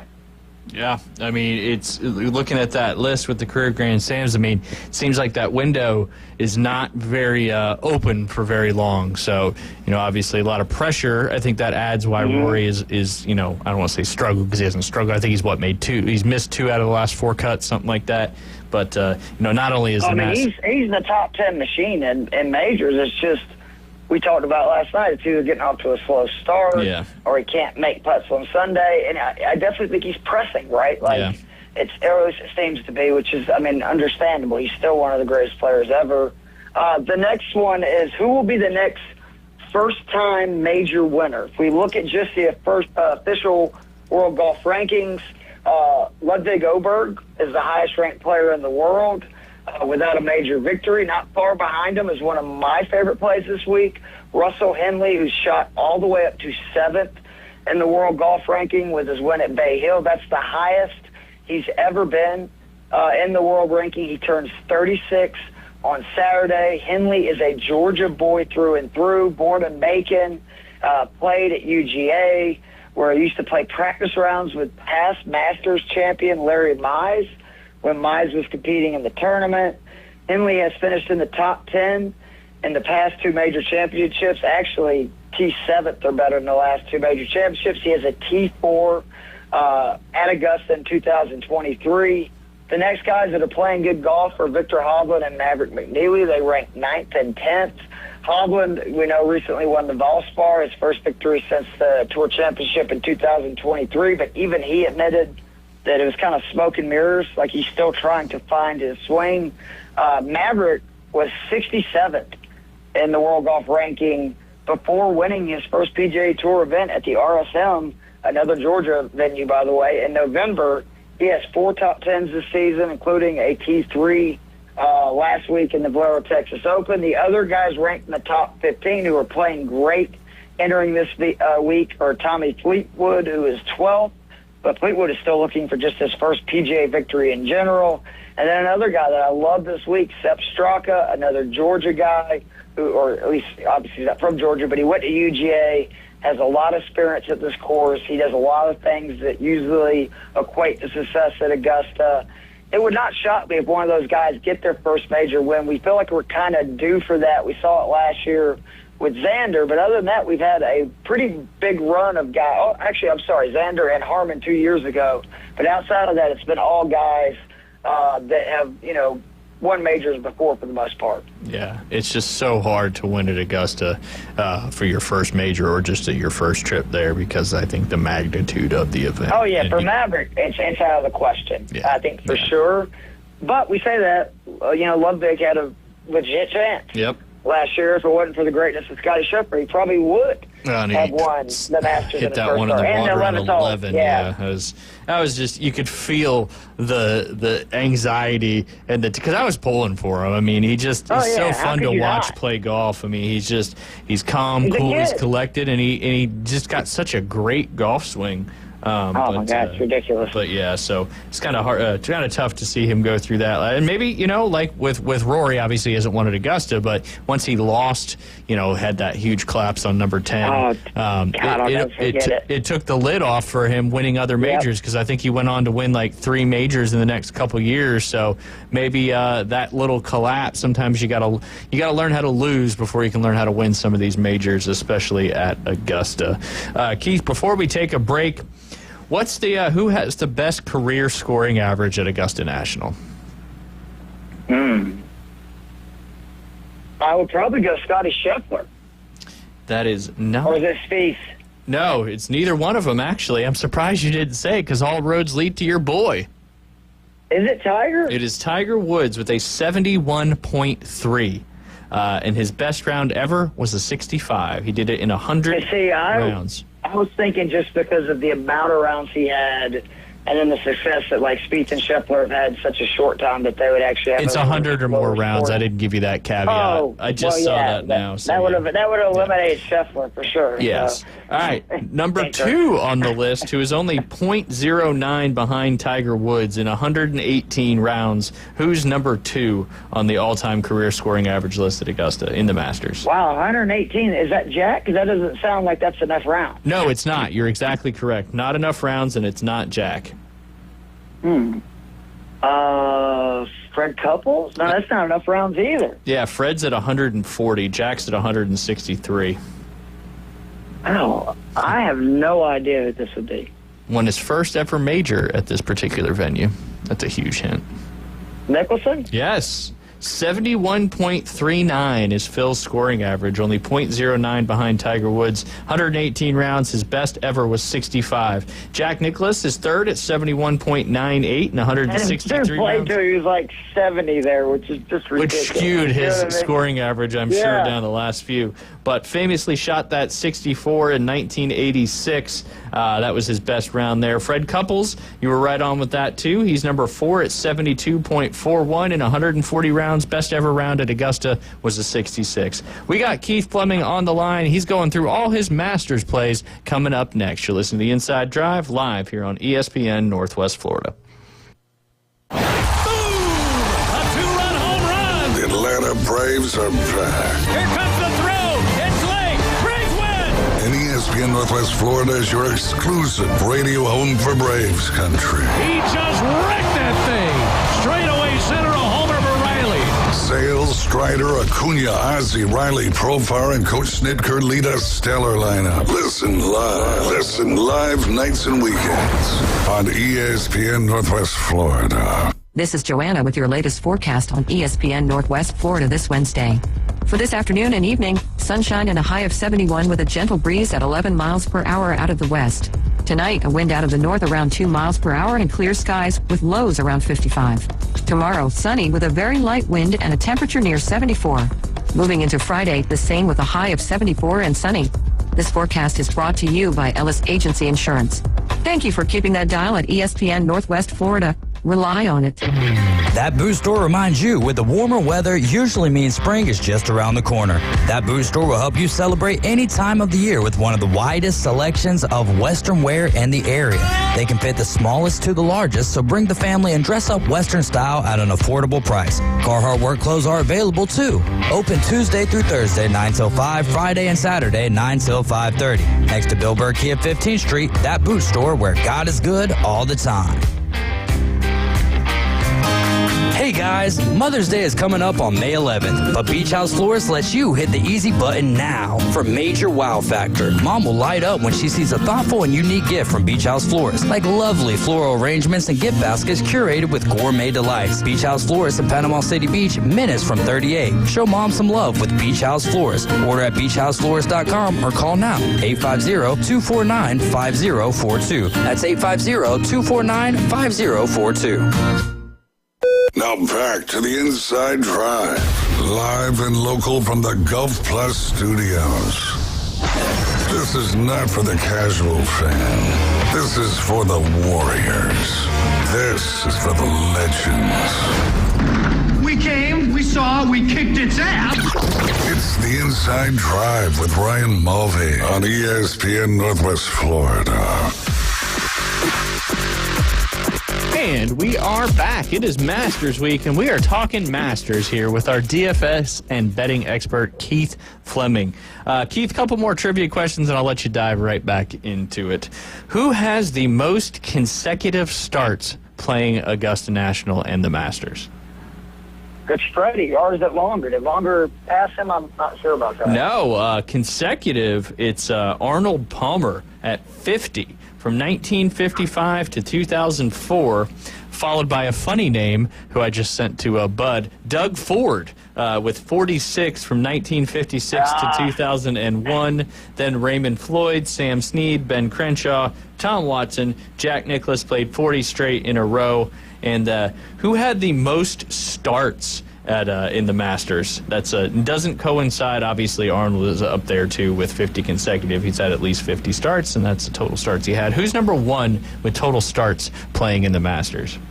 Is it James Harrison? It's not, but a good guess. A good guess. Let me see where he is on the list.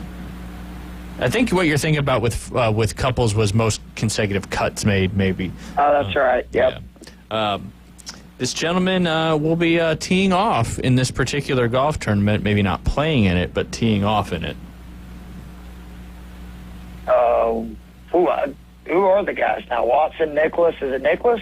It's not Nicklaus, but it's the other one that's been teeing off. And, his son's done a few things to piss off Augusta. Okay. Yes, Gary Player had 52 total starts in the Masters.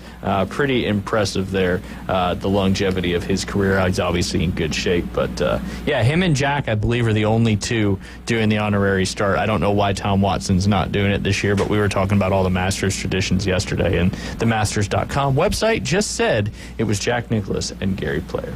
All right, Keith. Man, when Tiger and Phil are doing that, that's when I'm gonna shed a tear. Yep. Because that'll be. I know I'm nearing the end. Yep, absolutely. But anyway, people want to know what they need to do to win some money. So let's talk about some of your DFS plays and obviously some of your props and also your picks to win. All right, can I real quickly go over just some of the stuff that I did this week? This is a course that, again, 7,600 yards. I didn't give you an answer. You just started talking.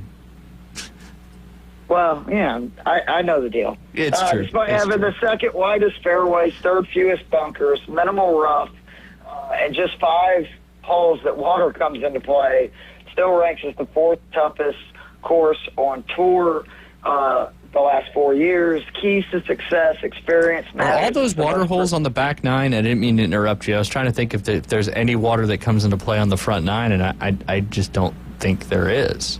There's not any 1, 2, 3, 4, so. I believe 5. it is 11. 5 may have a little creek there on the left. 13 and 15, I believe, is what it is. Yeah.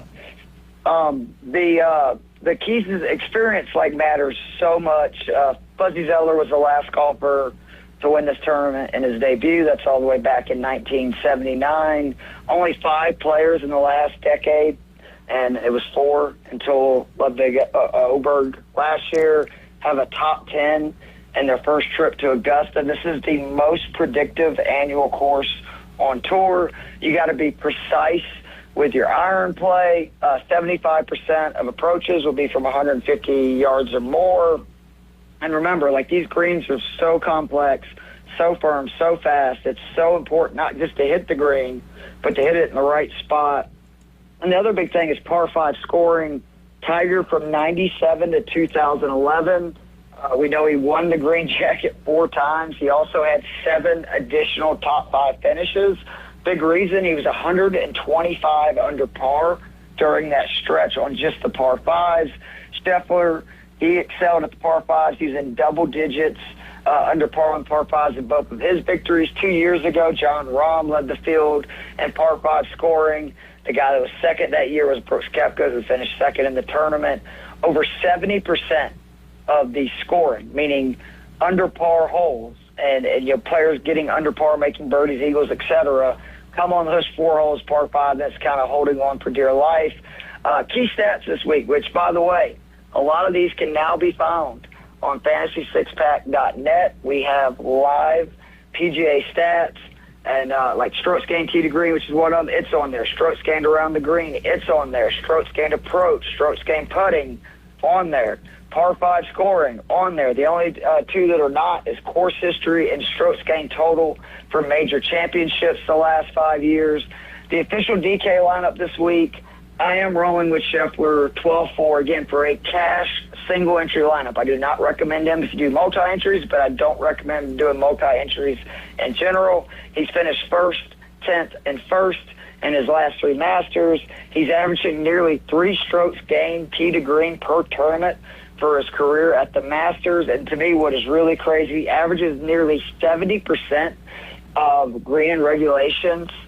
That's over 2% higher than any other player in the field for their career at Augusta.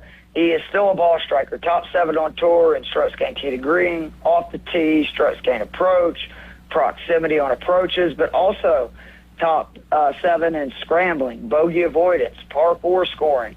And what makes me think Scheffler has such a great chance to become that 4th guy to win consecutive green jackets, he is putting so much better than he was this time last year. He was in the 90s last year on tour, entering this event, and strokes gained putting. He's 42nd this year, and a big reason, and I think this is a huge stat, he is currently 4th on tour on putts inside 10 feet. And Ryan, you know how important those 4 to 8 You got to make a lot of them. You got to make a lot of them to win. Yes, you do, especially with how fast those greens are. It's a lot of good putts leave you 4 to 7 feet.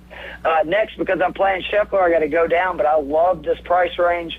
Russell Bussell Henley, 8,400. He's finished 31st or better 6 or 7 trips to Augusta.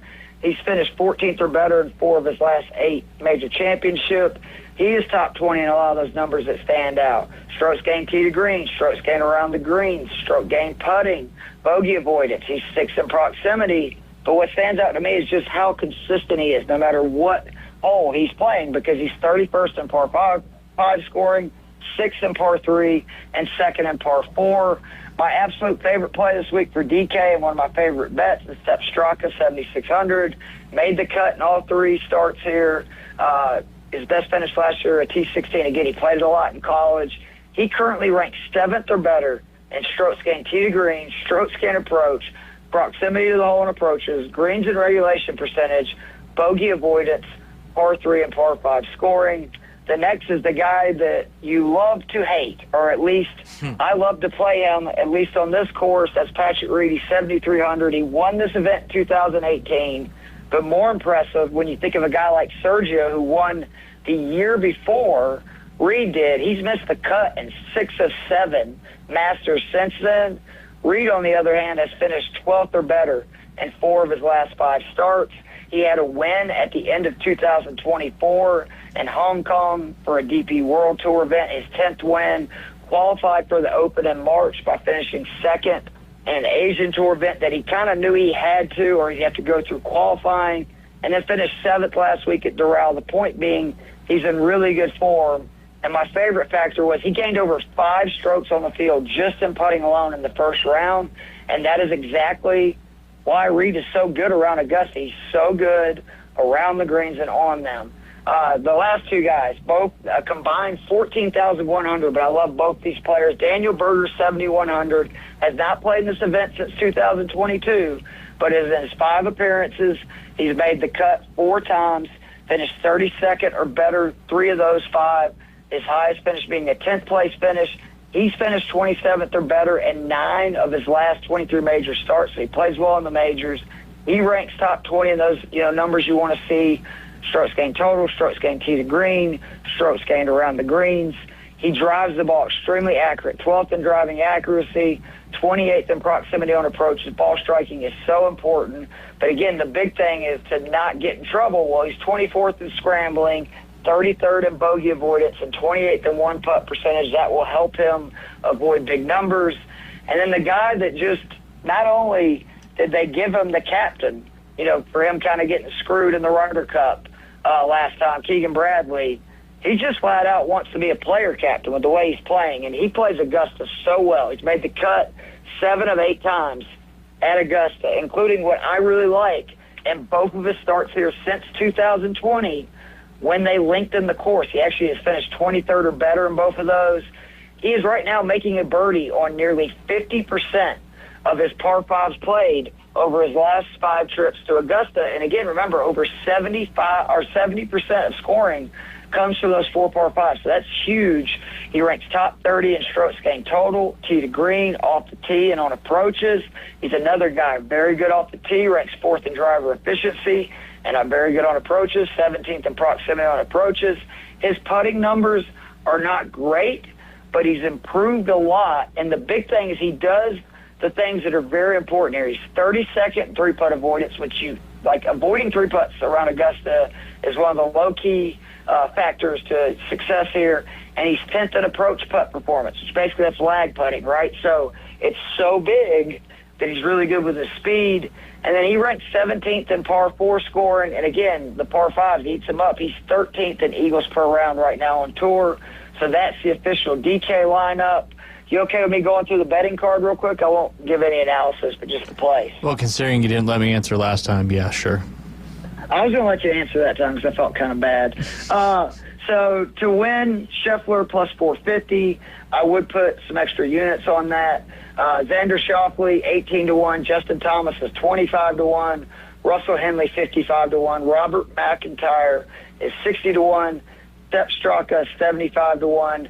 Patrick Reed, 110-1. We talked about last night. I think there's a lot of value in the top 5 and top 10 picks this week.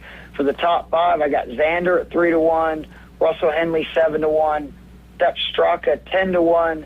Patrick Reed, 11-1. The top 10s, Corey Connors is plus 360. Patrick Reed is plus 440. Brian Harman is plus 550. Phil Mickelson, who just has an unbelievable track record, he's plus 750 to top 10. I also like Phil at 3-1 to top 20. And then Stepan Yager is making his second appearance at Augusta. He's 4-1 to top 20. His game should equate to this. He has such a good record at Memorial Park. And remember, we talked about a couple of weeks ago, that course has kind of been designed in recent years to be as close to Augusta as possible. And then why not? Angel Cabrera just got out of jail. Won his first event prison. on the City Tour. Well, what's the difference? I don't understand that. What's the difference in that? There's a big difference. Jail is where you go whenever you're not convicted and you're awaiting trial and stuff. And prison's where you go once the hammer has been dropped. Yes, and I don't know from personal experience, but I heard jail's a lot tougher than prison. I mean, technically, I guess you could drop the soap in both areas, but drop the soap anywhere, really. So, but he's 15-1 to top 20. Cabrera, in 23 starts at Augusta, has 14 top 25. So he is another guy. Now, obviously, a previous winner, that's how he's in the field. There's actually a little bit of a scuttle about whether or not Augusta would allow him to play. Obviously, they are. So those are my official bets in DFS play. Yeah. Keith, obviously trends are extremely important in when it comes to Augusta National. As you said, it is the most predictive repeat golf course on tour, given, it's just so difficult. And a lot of these younger guys and people playing early, one second-time appearance, you just get so caught up in what Augusta National is, because every golfer, wants to play Augusta National, whether you're a kid, teenager, high school, college, whatever it may be. I mean, heck, adults want to play it too. So once you finally get there, sometimes you get caught up in the pageantry, for lack of a better term, of Augusta National. So do you think there's any chance that a longer shot guy could make this happen, or do you think we're looking at, one of the best players in the world winning the Masters this year? I think if it's a long shot guy, you're talking about, again, like a Sepp Straka, a Patrick Reed, who's a former champion. I do think more than likely we're looking at somebody probably in the 50-1 or lower range. And honestly, for being really honest, it's probably like the 35 and lower, because they've just by lengthening this course, and it's already was, pretty damn difficult before they did that.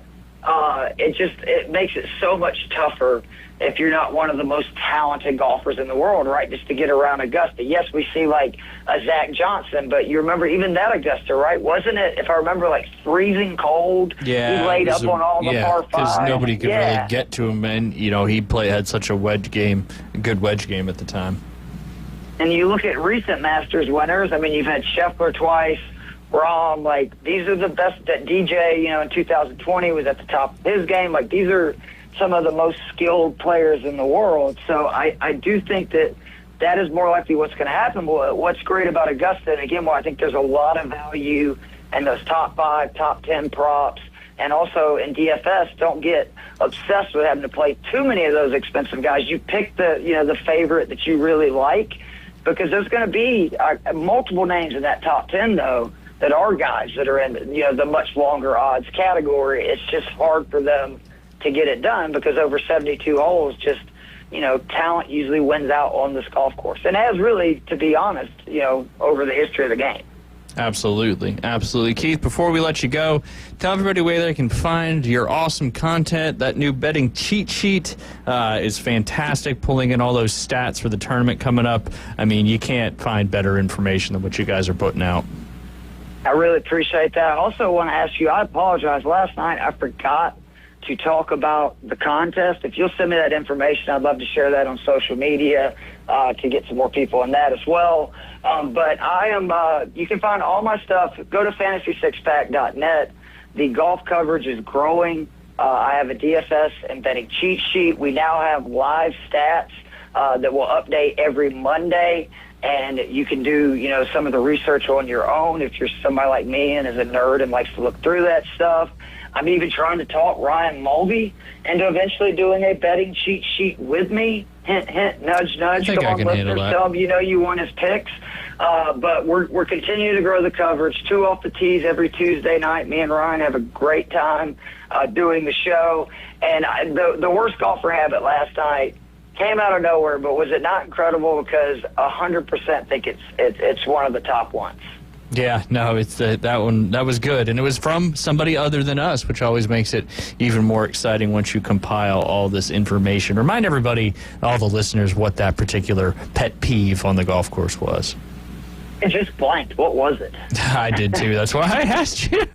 I love it. Oh my God! Apparently, it was really memorable. It's a spoiler that we'll have to cover next Wednesday. The PGA rules guy telling you where to drop the ball and what your options are and all that stuff. Actually, the rule here is this, and it's like, dude, this isn't the PGA Tour. And again, if it's a tournament, totally different. It's actually good to have somebody in the group that knows all the rules, but there's nothing worse when you're just out there with your buddies and somebody's arguing about the drop you took, or no, your ball actually crossed the hazard here. It's like, come on, bro, give me a break. Yeah, just to have fun. That's what it's all about, having fun and enjoying being out there. We're compiling all that information. Keith, appreciate you jumping on. As always, had a blast on our marathon podcast last night, but those guys from Divots and Pivots were pretty darn cool, and I enjoyed talking to them. And, of course, the 2 Off the Tee podcast every Tuesday, usually around 8 p.m.-ish Central Time here in the Central Time Zone. Keith, enjoy the Masters. I know you will. Appreciate everything you do for us here on the Inside Drive.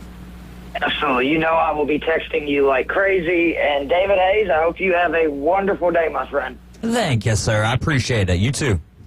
Absolutely. All right, that was Keith Fleming giving you all your picks. Hope you paid attention. If you did not, you can go back and watch this on YouTube or Facebook. All you got to do is search up ESPN Northwest Florida. Final segment coming up next. When we get back, Race to Talladega. Race to Talladega. Thank you. I even wrote that down, Race to Dega, and I still almost screwed it up. So if you text in this morning, make sure you're listening. When we get back, David's going to announce your name and how quickly you can call us at 850-215-6290 will be your qualifying time to potentially win yourself a pair of tickets to the Jack Links 500. We'll be right back with the Race to Talladega. Keep the game going with ESPN Northwest Florida. Just because you get out of the car doesn't mean the Sports Talk and Live play-by-play have to end. Just say, hey, Alexa, open ESPN Northwest Florida. From Michigan Avenue to the Man Cave, from the car to the kitchen, we've got you covered. Keep the game going. Hey, Alexa, open ESPN Northwest Florida. Hi, folks. It's Tracy from Tracy's Fine Jewelry. Did you know that we have a master jeweler right here in the store? Yeah. That's right. She has over 20 years experience in the art of repairing jewelry. Most repairs are done within a week, so don't send your jewelry off for 6 weeks. Bring it to us at Tracy's Fine Jewelry. We size rings and solder chains. We can reset your diamond into a new setting and even custom design. You'll get your jewelry back quickly and looking as good as new. Tracy's Fine Jewelry, Bay County's trusted jeweler for over 50 years. Discover Kia at Bill Bird Kia. The road is yours. Let spring adventures begin in a brand new Kia from Bill Bird Kia. Stop by today and check out the 2025 SUV family. Take a test drive and see the all-new features that elevate any adventure. And now offering 1.9% APR for up to 60 months on the purchase of a new 2025 Kia Sportage. You'll get the perfect balance of comfort, safety, and technology. Bill Bird Kia is the home of the 20-year, 200,000-mile warranty. Stop by and see us at 2435 East 15th Street or anytime at Bill Bird Kia, PanamaCity.com. We'll treat you like family and give you the peace of mind you can trust at Bill Bird Kia. Offer from Kia Finance America for the purchase of a new 2025 Kia Sportage, $1,748 per month per 1,000 finance in 60 months. Quality is limited. Cannot be combined with other finance offers. Not available on balloon financing. The 20-year, 200,000-mile warranty is a Bill Bird Kia or DC dealer for complete details. Offer for well-qualified buyers. Must take delivery from dealer stock through 4/30/25. Broadcasting from the Gulf Plus studios, it's the Inside Drive. We're betting the limit and covering the spread. Yeah, I can find it, email it to you if need be. Viva Las Vegas! The Inside Drive with Ryan and Jay. Thank you. Nice to be in Vegas. On ESPN Northwest I'll figure it out once we Florida. get.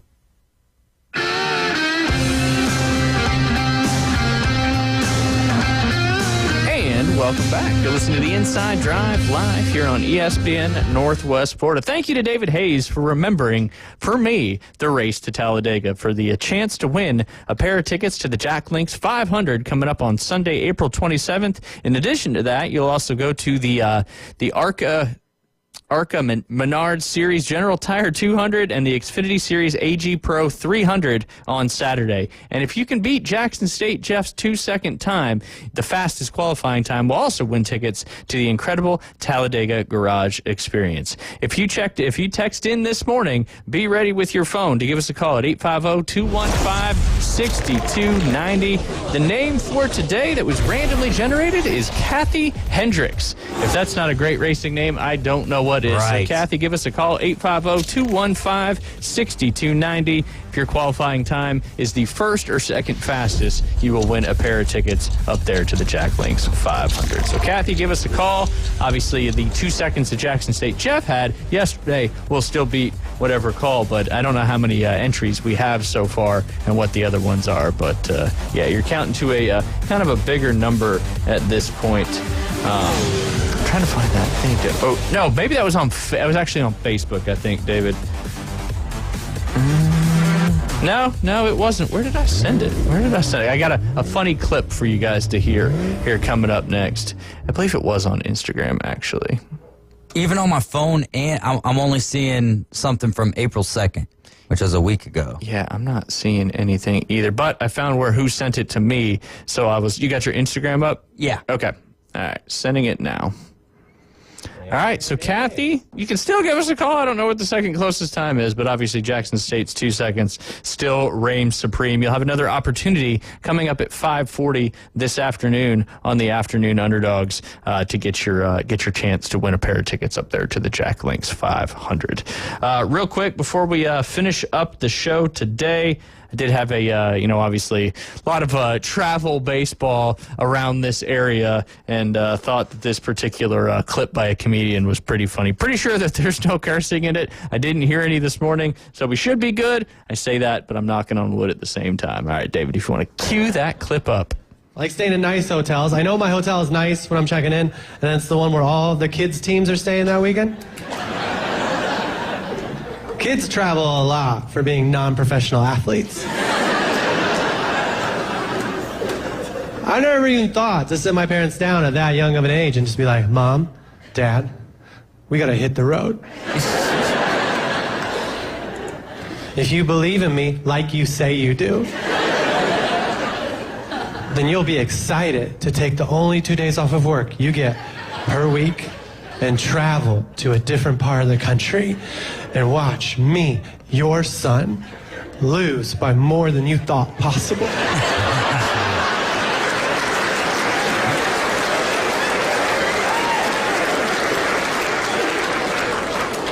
You also might have to develop a drinking habit with the parents in the hotel lobby late at night as you criticize the coach for their decision making.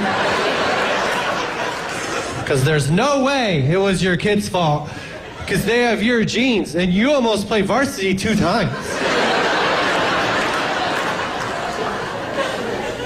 If not now, then when, Dad? I'm almost 7.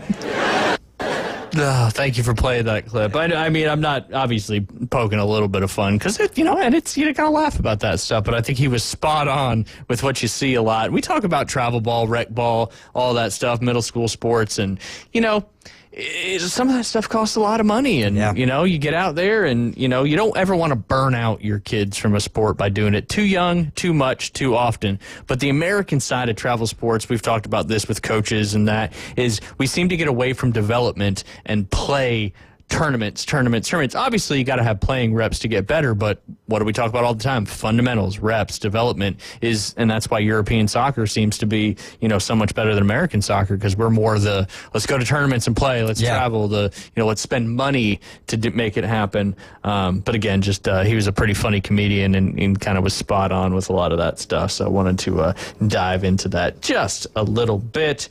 Got to remind everybody, make sure you join our Masters Fantasy Challenge. That is right there on our Facebook page. We'll post again a little bit later on today, as well as today is kind of the last day to enter it. You do have until before the first group tees off tomorrow morning, but that's 6:40 a.m. our time. So make sure you get in there now. Let's see how many participants we have. Your league's inside drive. You actually have to go to edit league settings to find out how many there are in there. League settings, we've got 41. So we had one sign up while we were on the air. And it's a lot easier to click on the link. So go to Ryan Mulvey's page, go to ESPN Northwest Florida. I'll share Ryan Mulvey's, but it's a lot easier to click on it and join that way. Yeah. Otherwise, you have to create your roster. Then you have to go back and find that link, click it, and get into it and all that good stuff. So, Yeah, absolutely. But it's kind of fun, if it gives you a little bit more reason if you're not into golf as much to watch that, and it's cool. Well, and last year we did it, but we didn't have a prize like we do this year. Yeah, and that prize from Golf Plus is pretty spectacular value of over $250. Even if you're not a golfer, to give it to someone in you're looking for a birthday or Christmas present for the golfer in your life, win the ESPN Northwest Florida Masters Challenge, and you'll be on your way to giving a fantastic gift. So again, we appreciate Alan Watson for doing that. Real quick, off topic, just wanted to mention, because I won't be here the rest of the week, traveling up to Duke starting tomorrow, but I will be back next Monday. Real quick, the new NCAA baseball rankings and softball rankings are out. On the baseball side of things, you got Arkansas, who jumped up from number 1 to number 2, from number 2 to number 1. Texas moved up from number 5 to number 2. LSU from number 7 to number 3. Clemson up from 6 to number 4. Tennessee dropped from number 1 to number 5. Ole Miss moved up from 9 to 6. Georgia dropped from 3 to 7. The Beavers of Oregon State went from 11 to 8. The FSU Seminoles dropped from 4 to 9. I know they had a tough series against Wake Forest, and I think that's the reason why they dropped there to number 9. UCLA up from number 14 to number 10. Auburn up from 16 to number 11, despite having 10 losses. Some of their recent series victories has kind of pushed them up. The Alabama Crimson Tide went from 8 to 12. UC Irvine went from 12 to 13. Louisville Cardinals went from 18 to 14. Oregon stayed there at 15. The North Carolina Tar Heels 19 to 16. The Vanderbilt Commodores went from 23 all the way up to 17. Georgia Tech went from 25 to 18. Oklahoma went from 10, dropping all the way to 9. Your Troy Trojans still hanging in there at number 20 currently right now. Coastal Carolina also hanging out at number 21. Kansas enters the mix from not being ranked last week to number 22 this week. Southern Miss went from 13, falling all the way to 23rd. Arizona and Virginia Tech coming in at 24 and 25, both not ranked this past rankings week. That is 10 teams in the top 25 for the old Southeastern Conference. And over there on the softball side of things, the newcomers to the SEC brought some more power right there to an already very strong softball conference. Number 1 and number 2 are newcomers to the SEC. Texas, with a 37-3 record, stays at number 1. Oklahoma moves up from 3 to number 2. They are 34-3. Texas A&M 34-5. They went from 4 to 3. Oregon went from 5 to 4.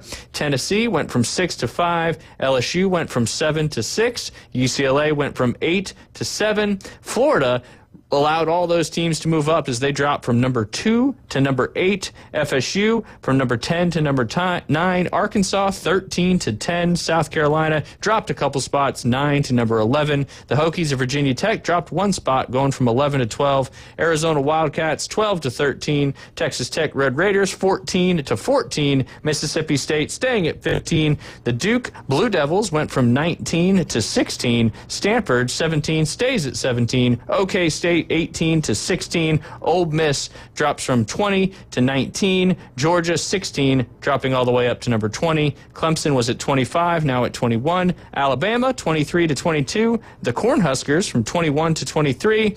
The Ohio State University 22 to 24. And the Liberty Flames, rounding out the top 25 on the softball top 25 rankings, went from 24 to 25. 12 SEC teams currently in the softball top 25, with the top 3 teams all coming out of the Southeastern Conference. Pretty good stuff. Pretty impressive. The reason why I bring that up is because, believe it or not, we're getting ever so closer to those conference championships and regionals, super regionals, and the College World Series, which is some of my favorite baseball to watch. Very much looking forward to seeing all that. David Hayes, who's your... if you had to pick one person to win the Masters with all this Masters, Scotty Scheffler. Scotty Scheffler? Yeah, I mean, you never really know, and going back-to-back is extremely impossible. I'm always stuck between if I want to see Rory get it done or not. I think it's always fun to see a live golfer get it done. I think Sergio Garcia, like, what a story that would be. Has he ever won the Masters? Yeah, he's a former champ. Yeah, he is. So, and outside of that, who's been playing some? Oberg's been playing a lot of good golf. So Rye's been playing good. Obviously, Rory fits all 19 of the winter trends. He's the only person that fits all those winter trends. Speaking of trends, if you're at the old airport there on Wrightsboro Road, that's Daniel Field. Bushfield is the commercial airport there. Over 225 private jets arrived and departed Augusta on Tuesday alone, with another 1,000 plus arrivals expected over the next 5 days. Someone even flew 14 plus hours from South Korea to make it there to Daniel Field, which is just down the road from Augusta National. But busy time over there. Some even say it's even harder to get a landing time and spot in Augusta than it is to potentially get a Masters badge or ticket. So there's a lot of behind the scenes stuff that goes on to make this event so very special. But looking forward to checking it out. Obviously, I would love to do a little play-by-play on the radio, but I know James 5 will be filling in for me Thursday and Friday, if I'm not mistaken, and then I'll be back on Monday with our normal guests, getting right back into it as we approach the end of the NBA season, the end of the NHL season. Baseball is getting heated up, so looking forward to continuing the conversation with you fine people out there in Radio Land. Don't forget, we are running the race to Talladega. I know we didn't hear back from Kathy, but that doesn't stop you guys from listening to the Coach James Hale Show. 7:15, 8:15, you'll get the code word of the day. When you hear it, you text the code word and your racing name. I thought Kathy did a good job with her racing name. At 850-215-6290. And then on the Inside Drive, 1240. Afternoon Underdogs, 540. If you hear your name announced, you get to your phone very quickly. Call us at 850-215-6290. How long it takes to call you back is your qualifying time. Jackson State Jeff currently rocking with a 2-second qualifying time. And 2 people will get a pair of tickets to go up there to the Jack Links 500. Afternoon Underdogs coming up at 4. Y'all join the Masters Fantasy Challenge and enjoy watching the Masters. I'll see you guys next week.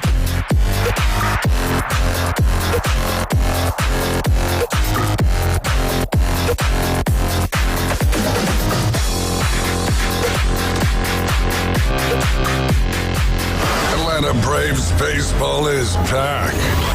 Swing and a drive. That's hammered deep right. He just